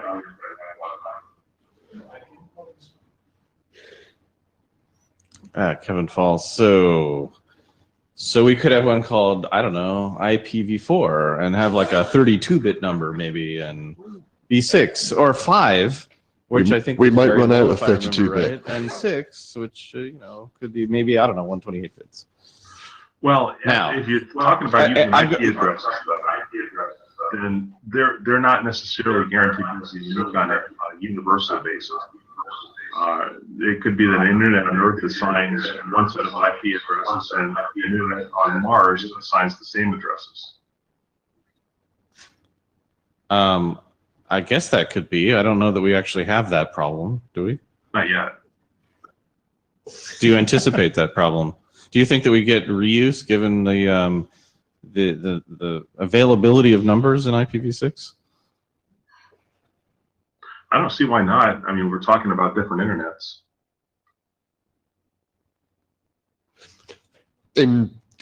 This is me with there's Rick with his chair hat on. Can we not go down this rabbit hole now because we're a little short on time? Let me But ask my there's concrete question. question. There's a more interesting question, which is not simply the syntax here, but if it really is the IPv4 space, then is that an implication of some requirements later on of what the compatibility modes are when you come out of the DTN naming scheme into the other one, which might be quite interesting. But it's more, I think it relates to Jorg's question, is this just the sugar syntax for a deeper question in certain cases? Roland Felt just wanted to say that I completely agree with Jurgold.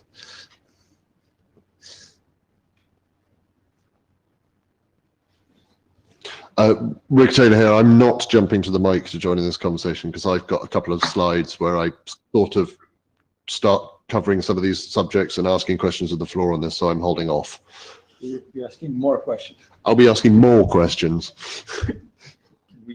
Do we have any further questions for Fred? Because I know it's very late for him. So, no, in which case, thank you, Fred. That was really good. Which one? Who is next? It's me. It's me next, I think. I think it's me next.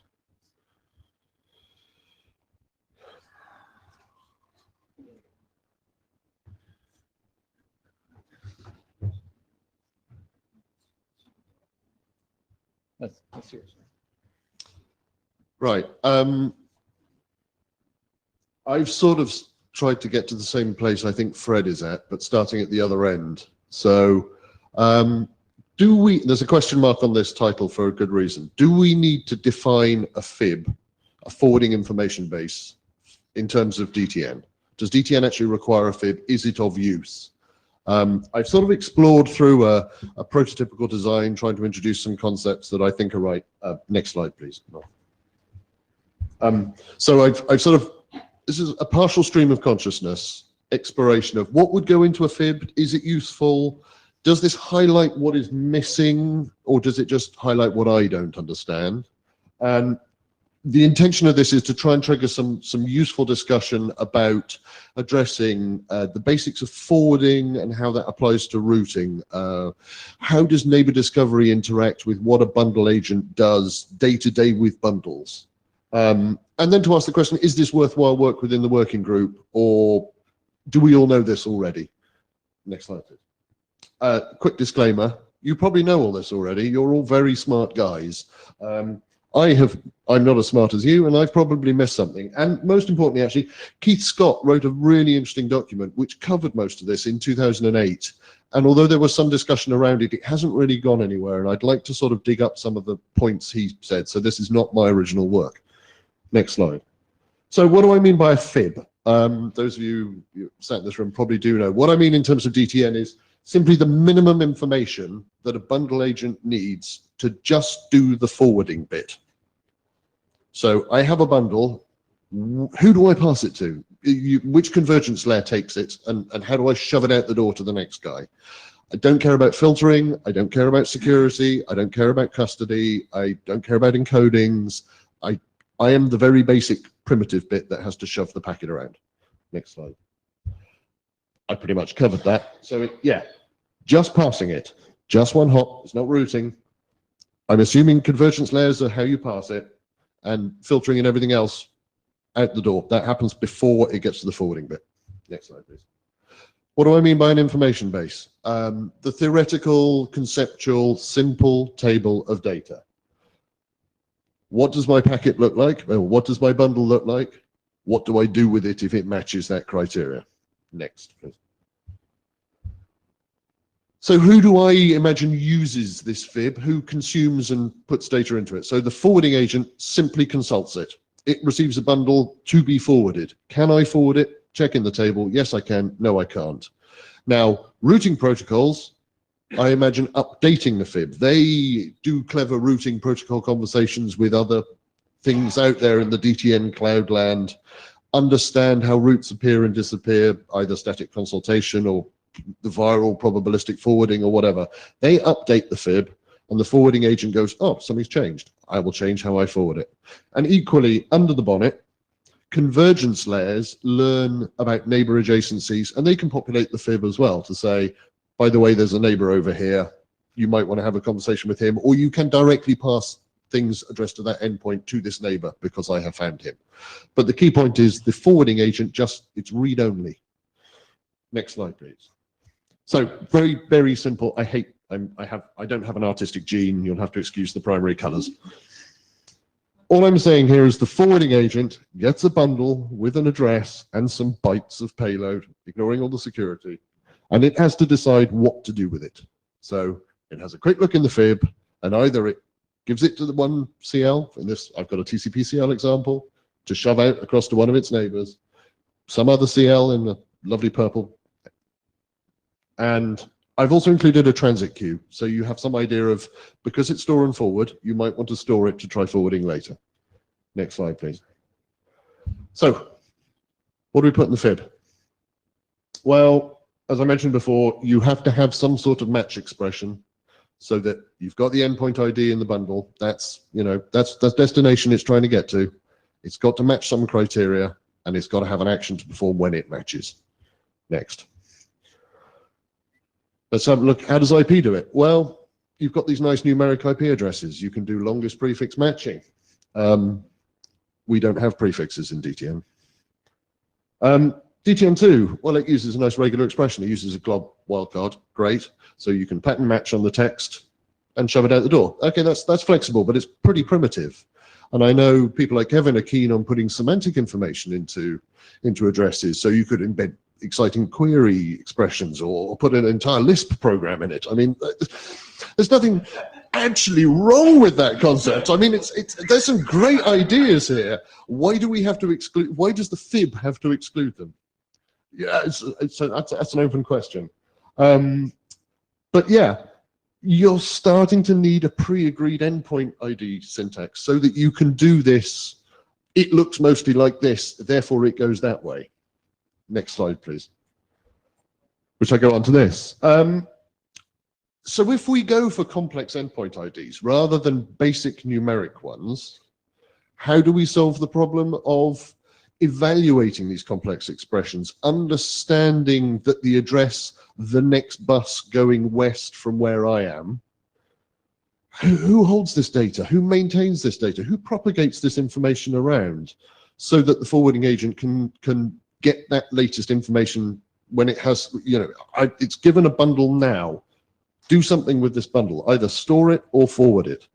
Who updates this? Now, this really is me just free thinking on this. Can we separate the address resolution from the endpoint identification? So, and I'm not talking about DNS here when I use the word name server. Can we suggest that the understanding of an endpoint and pattern matching it turns into an out-of-band process as far as the forwarding agent is concerned? So something resolves these endpoints and perhaps translates it into one of Fred's numeric IDs. So a simple constrained device could be handed a pre-processed address book effectively by a much more powerful agent somewhere in its local network, so that if it sees a piece of text that looks like this, it knows, shove it to nodes 3. So you want to have an ID locator split here? Yeah, possibly. It's a question. I don't know if I do or not. Kevin Fall, CMU. So we've had this type of conversation before. It's an interesting one. I'm not necessarily advocating full Lisp programs in the identifiers, but the idea of the scheme split, right? That a scheme, there could be multiple schemes, was that some of the addressing you might use would be able to do exactly what you're asking for. Yeah. All pre-resolved, maybe numeric, maybe something else, whatever it is. Yeah. It could be pre-computed, dropped in a table, and you do what you want to do. But it would leave open the possibility that others could be much more dynamic, like things within 1 mile, and maybe you do geo-routing. And so all of a sudden when you do that, you need to know where you are, you need to know Yep. various other things. It's much more dynamic. And so you could have different schemes for different versions. Now, just if I narrow down a little and talk about the type of ones that I think you want, there are some other concerns, which is you may still have resolvable ones, but they might change convergence layer on their way out. Yeah. So that's a dimension. And they might split multiple paths on the way out as well. So the idea that we normally do just one directional is we have the opportunity to generalize that more. I And we have in fact later- do that in the I implementation. have later slides which underline exactly that point. I suppose the question of this slide is splitting the next hop address match for the fib from a locator ID resolution service. Is that an idea that works? Or am I trying to boil the ocean here? Scott Burley, and I think I'm seconding what Kevin just said. The intent of the URI notion was indeed to be able to support a number of different possible schemes, and some of which might very well be amenable to a fib notion like what you're talking about here, and some of which would not. For example, the IPN scheme really matches up nicely with contact graph routing that Yep. is an entirely different concept. So I think the question you're raising here is really a useful topic to explore. What I'm going to suggest is that it may be that rather than a fib, we should be talking about fibs for possibly different fibs for different schemes. That what the fib would be would ultimately be a dimension of what you would define when you're doing the specification for a given scheme. Okay, I suppose what I'm trying to do with this slide is say perhaps we push this out of the fib altogether. So to try and keep a fairly core primitive fib and push that out to more complex routing or name resolution or ID location service or whatever. And this is a real exploration anyway. So Right. I take your point. Right, Scott Burley again. Yeah, I think that's it's a really interesting exploration. I suspect there is no core fib that is really going to be comment everything. But I've got at a the same couple of point, slides. and on the same slide, I think that the idea of separating name resolution from forwarding is absolutely that is the late binding concept that Yeah. we've been working with DTN for the last 15 years Yeah, or so. that was understood. I wanted to keep late binding in. I didn't actually include it in this slide, and I should have. Late binding I see as a real powerful thing within DTN, and it shouldn't go out with the baby in the bathwater. Owen. Owen Davis, TCD. Obviously, I've been quite heavily involved in routing with DTNs and doing profits and such like. I think the issue with a lot of this is that the issue of late binding and the fact that you, in many cases, don't know what your routing is going to be until the time that you actually have got a connection and you actually come to do something, means that putting stuff into the fib may not be terribly useful in many cases. You can put something in the fib for 10 nanoseconds, as far as I'm concerned, and then Yes. immediately retract it. It just allows the forwarding agent at Yeah. that moment to go, oh, something's changed. I've got something queued. I can get it out the door. Great. Because it's a very stupid piece of software.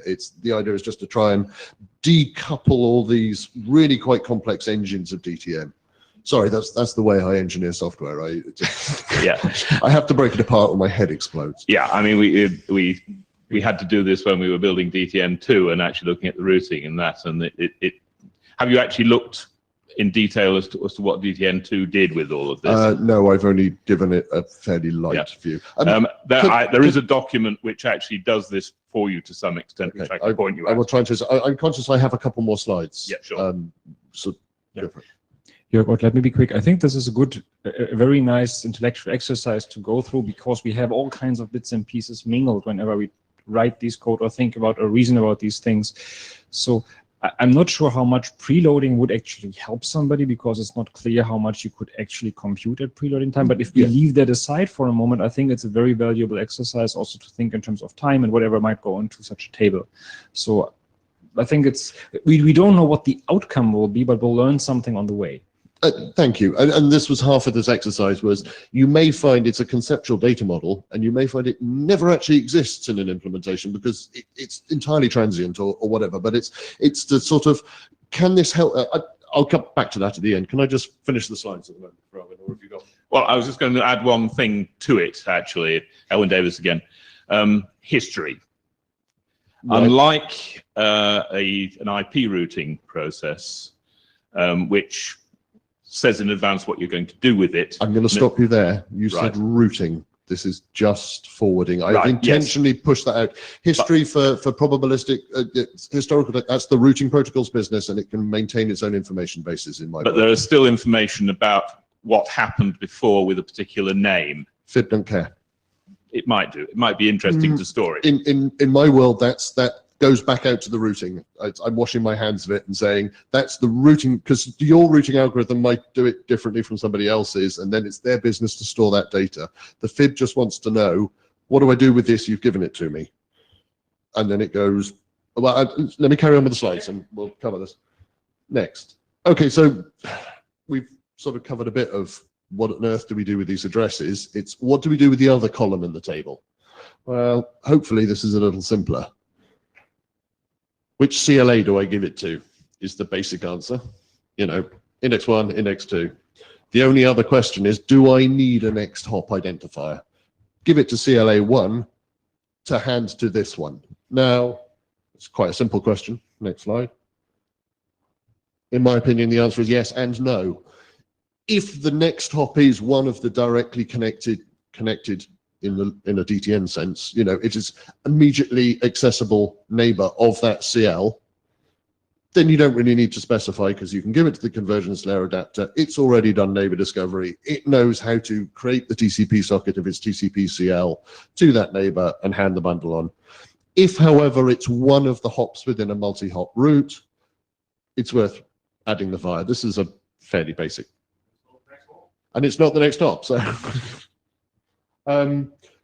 The more interesting question is, if you include a via, so to get this bundle to way over there, I hand it to this convergence layer and say, pass it to this guy, he knows how to get it there. Back into endpoint IDs, is that actually the unique node identifier? Sorry, Scott, I've got the wrong terminology for that. What's the word? My brain's gone dead. The node's endpoint ID, the actual. The bundle protocol specifies that not the reception group, every node must have a unique endpoint that belongs only to it.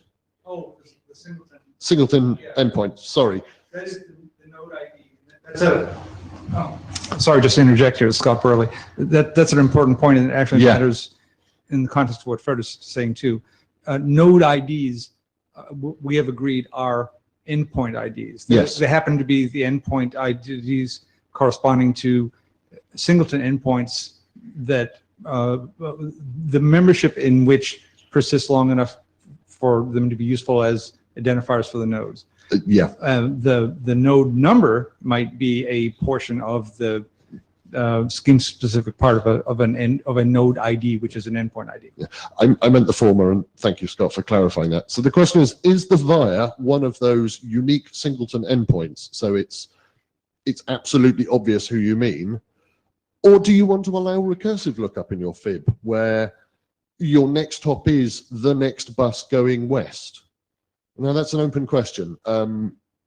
Is that too complex? Is that putting complexity into the FIB? I can see Elwin is about to tell me he thinks it's too much complexity in the FIB, but I'll let you ask. Owen Davis, CCD.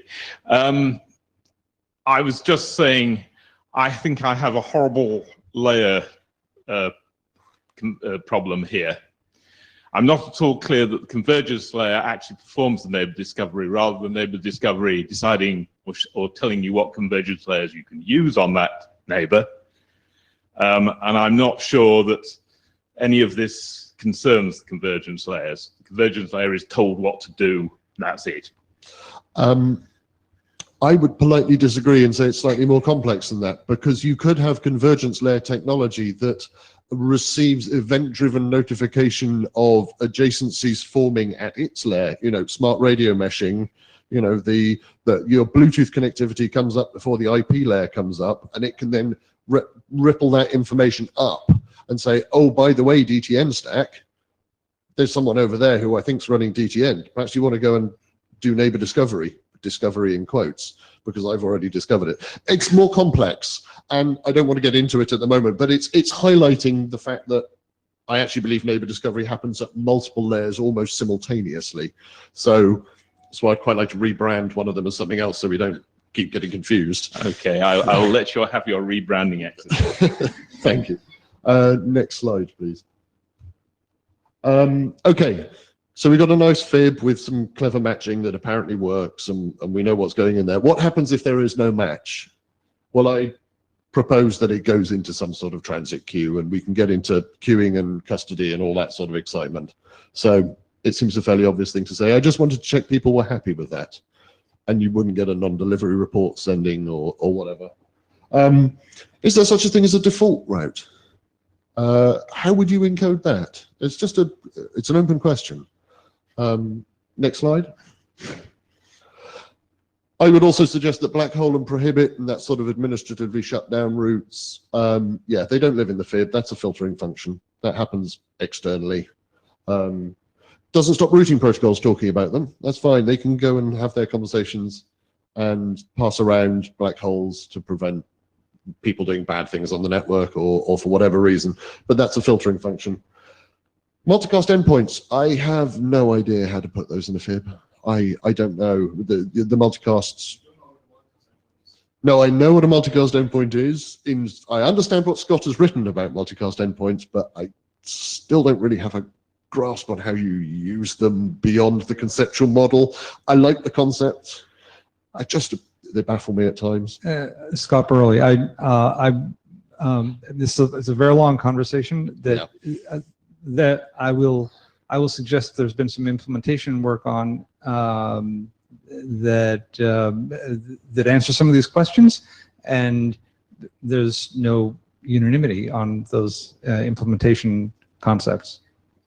I thought as much. A lot of this whole thing is about asking the questions just to make sure that we've got the group engaged in some of these subjects.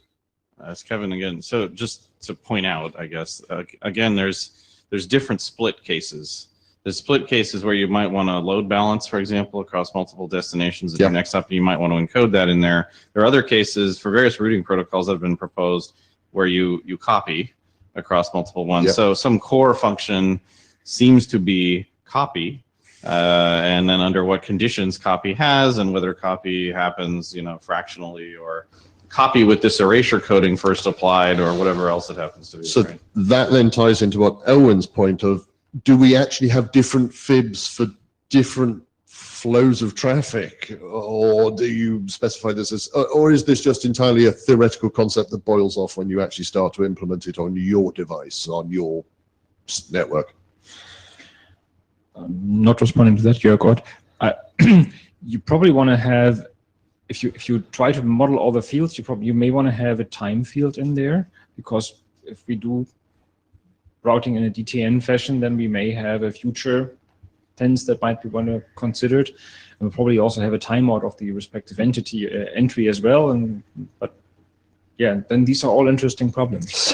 I put time in and then I took time out. I put time in initially for time space routing, obviously. And then I thought, well, actually, no, that's routing. So I took it out of the fib, and the routing module holds the timer, and it says, oh, fib, put it in now because my timer's gone off, or take it out now because my expires time has gone off. It's conceptual. This brings up a very interesting, not forwarding, but scheduling question. Because if you have if you want to take a decision on whether you're going to send something on this 2 kilobits per second link now or across this 1 megabit per second link in 2 hours, the entity that has to take the forwarding decision must know about the future. Otherwise, you can't possibly implement this. Yes, but is that the entity that makes the forwarding decision, or is it some prior entity that says, now hand this bundle to the forwarding engine because I've prepped up the entries? But I'm splitting hairs now. You see what it's a good question. Point. So there's probably different blocks. And the question around that is that a useful way to think about it, or are we just getting very academic about this? I use academic in a polite way, by the way. I'm sorry to interrupt you one more time, but I will, Scott Burley again, I will suggest that contact graph routing actually does exactly that. I absolutely agree, and I'm a big fan of contact graph routing. But in my mind, that's routing protocol information, and all it does when the timers go off is just tweak the fib. But perhaps I'm splitting hairs, and it's actually not useful. Next slide. Is there another slide? I've forgotten. There we go. Why do I think this might be useful? Does it allow us to start to get a handle on what we expect convergence layers to provide up the stack, for some general meaning of up? What does a convergence layer, what do the higher level layers in DTN kind of need out of the convergence layer, and does this talking about a fib help? And in the opposite direction, does talking about a fib help define what a routing layer at its most primitive sense need to provide to the bit which moves the bundles around? And by doing that work, can we highlight bits that are missing within the sort of DTN architecture, which is quite a soft concept, but the sort of model that we're all sort of holding in our heads and writing documents about? Is this useful, or are we going to waste cycles on this when we could be doing something more productive? I think that's the last slide. Maybe one more. Yeah, there we go. Shoot.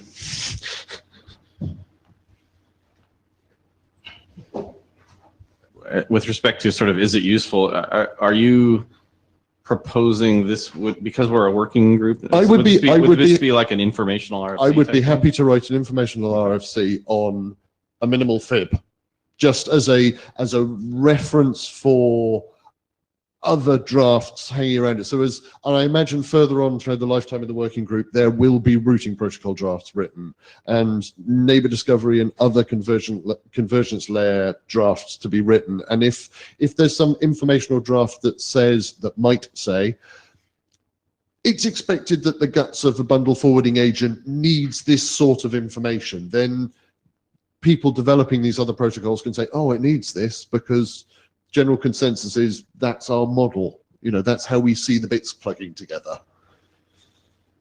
Ron Lintveld, sorry, but I thought that routing was declared out of scope for this working group because we would never be able to agree on a single routing solution. Yes, but can we specify a minimum set of requirements for routing protocols to say, go write your routing protocols however you like, absolutely great. Go and invent some very cool stuff. But by the way, to fit into the DTN model from the IETF, you've got to give us this data because it's expected by everything else. Or am I starry-eyed about this? Is this too idealistic? I don't think so. But even if, I don't think this would be it.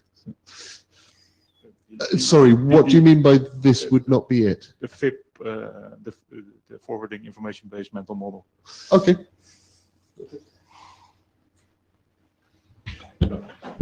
Thank you. On the agenda, there's three remaining things. One is John's presentation. Other is a network management by Ed, and then next steps. I'll start with the last one. So I think we've come to a conclusion of encoding and convergence layer TCP being kind of almost bundled together with the BP BIS, and we'll confirm on the mailing list and also proceed with the admin stuff.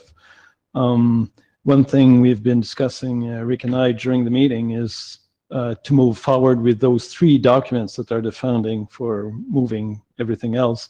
We are considering a virtual interim meeting, virtual being, not physical, maybe in September, kind of maybe 3rd week of September or something. So with a restricted agenda being only those 3 documents, so we close these, or very restrictive, maybe not only them, but certainly the main goal being to close them.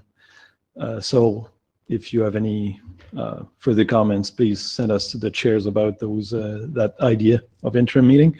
So I guess that given the time, we have John doing fast fast presentation of 5-minute slide deck, and Ed next time.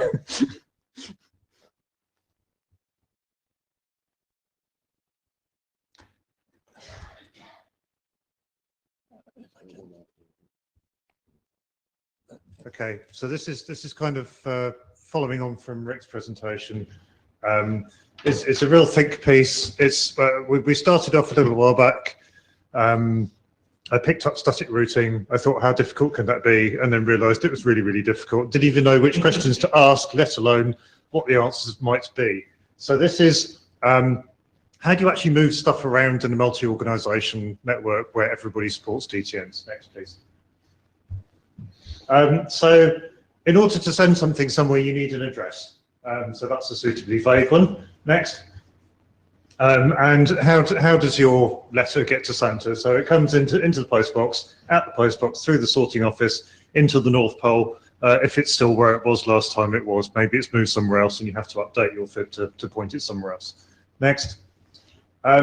So if you, I don't really know what routing means, so I asked Google. I got these 3 questions. The last one I felt was the most interesting one. I think it sort of picks up some of Scott's themes about contact graph routing. It's the scheduling of an itinerary. You're going to send it somewhere when the path becomes clear for it to move there. Next. So what happens if you're not really quite sure how to get there, which appears to be a recurring theme in DTN? You don't know which next hop. You don't know when that'll be reachable. Does the destination move? I think we generally yes. Does the connectivity change? Well, if the previous answer is yes, that answer to that is also yes. Are there multiple cooperating organisations operating the same geographic area? You've just added a huge layer of complexity. I'll come back to that in a moment. Next. So what about if things keep moving? Large number of endpoints. Do you build a schedule of what's going on that day over that period and what the connectivity is? Do you calculate it all beforehand, or do you do it on the fly, or do you do a mixture? And is that calculation centralized or distributed? Because if DTNs become fragmented, are they in charge of recalculating their own thing?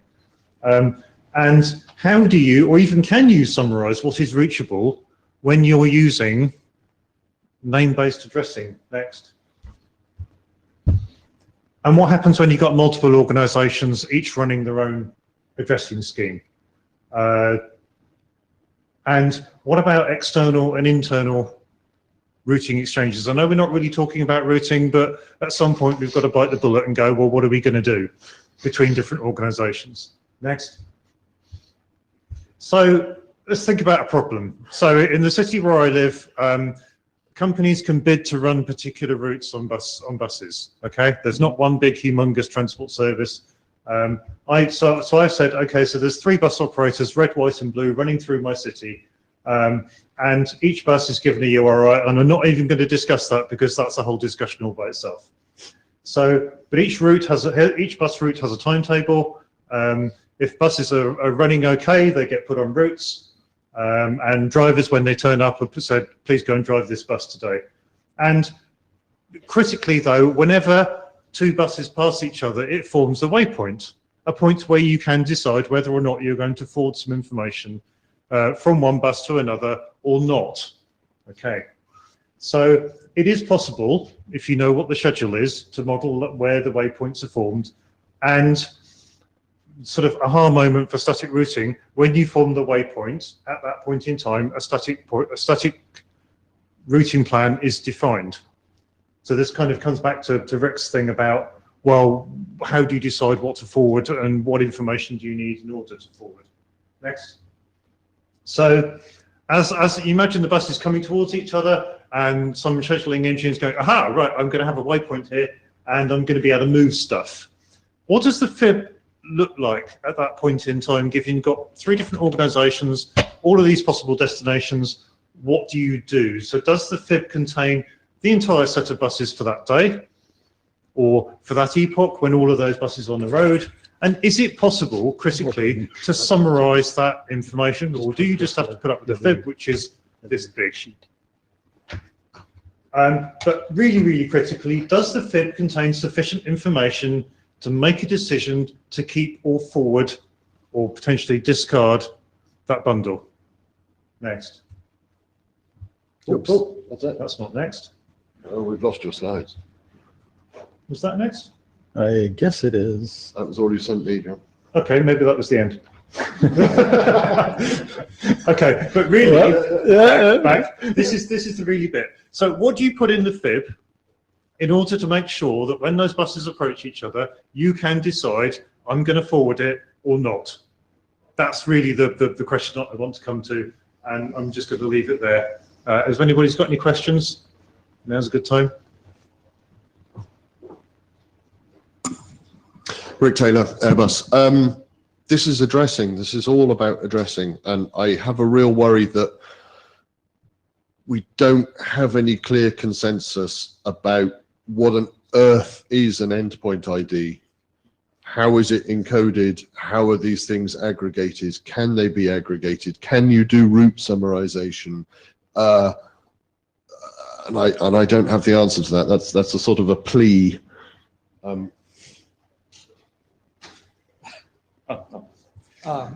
Scott Burley, I would drop back to the concept that we have multiple schemes, and there's not going to be any single answer to the question of can you aggregate, what do you do? It's going to be, I'm confident it's going to be different for different schemes, and that's kind of the beauty, in a sense, of that naming structure. And we can talk offline about some things that are already being done in implementations, none of which are universally acceptable enough to turn into working group items at this point, I think. Just quickly answer, Scott. That's my concern. They're not universally acceptable. So you're ending up with homogeneous addressing islands. And then is there working group consensus that homogeneous islands of address space, non-interoperable networks is what we're talking about? How do you gateway between these two things? Is that absolutely organizationally specific? Scott Burley again. I think that's the core point that we need to get to, is there needs to be a BGP like structure that matches these things up, and that I think is properly a thing for the working group to address. Not this year. I don't. Yeah. No, we're not ready. Ron Lintveld. Yes, Ronald, I'm closing the line given that we're already done. So the two of you, and then we're. Well, I can't answer the question because, as far as I'm concerned, there is no fit. And what you're going to forward also depends on what the node that you are encountering tells you it already has. Yeah. Owen Davis again. The answer to the question is no. That's the last one for sure. You never know exactly. You just have to have some policy. Just on another point, there are a couple a very, very small set of papers that have been written on thinking about what happens when you get multiple DTNs interconnected via the internet. Yeah. And that is an interesting topic to consider. I have thought some considerable time ago about what happens when you get multiple organizations, which to some extent comes back to your issue of how do you distribute keys, because you need some level of security as to whether people are willing to take your bundles off you. And so you come down to, it comes back to security to some extent. Yeah, I'm not even thinking about that yet. You absolutely have to, Yeah, we because will have to, but the decision as to whether something is forwardable is dependent on whether that node that you're in contact with will take your bundles off you, and that depends on the addressing potentially, and whether they trust you, whether they have any capacity. So there's all of this ultimately comes down to local policy decisions. Okay, thanks, John. I think we're closing the meeting. Thank you very much. Last call on the blue sheet. There's a blue sheet, so if you haven't put your name, and you may hear from us for an interim meeting, kind of a end of September-ish, dates to be confirmed, and see you in, when's the next? November in Seoul, right? So, yeah. And please keep the discussion active on the list. It's really productive. Thank you.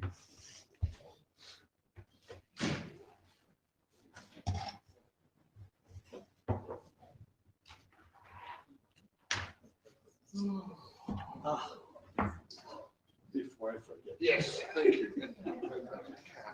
Well, thank you. Glad to see you.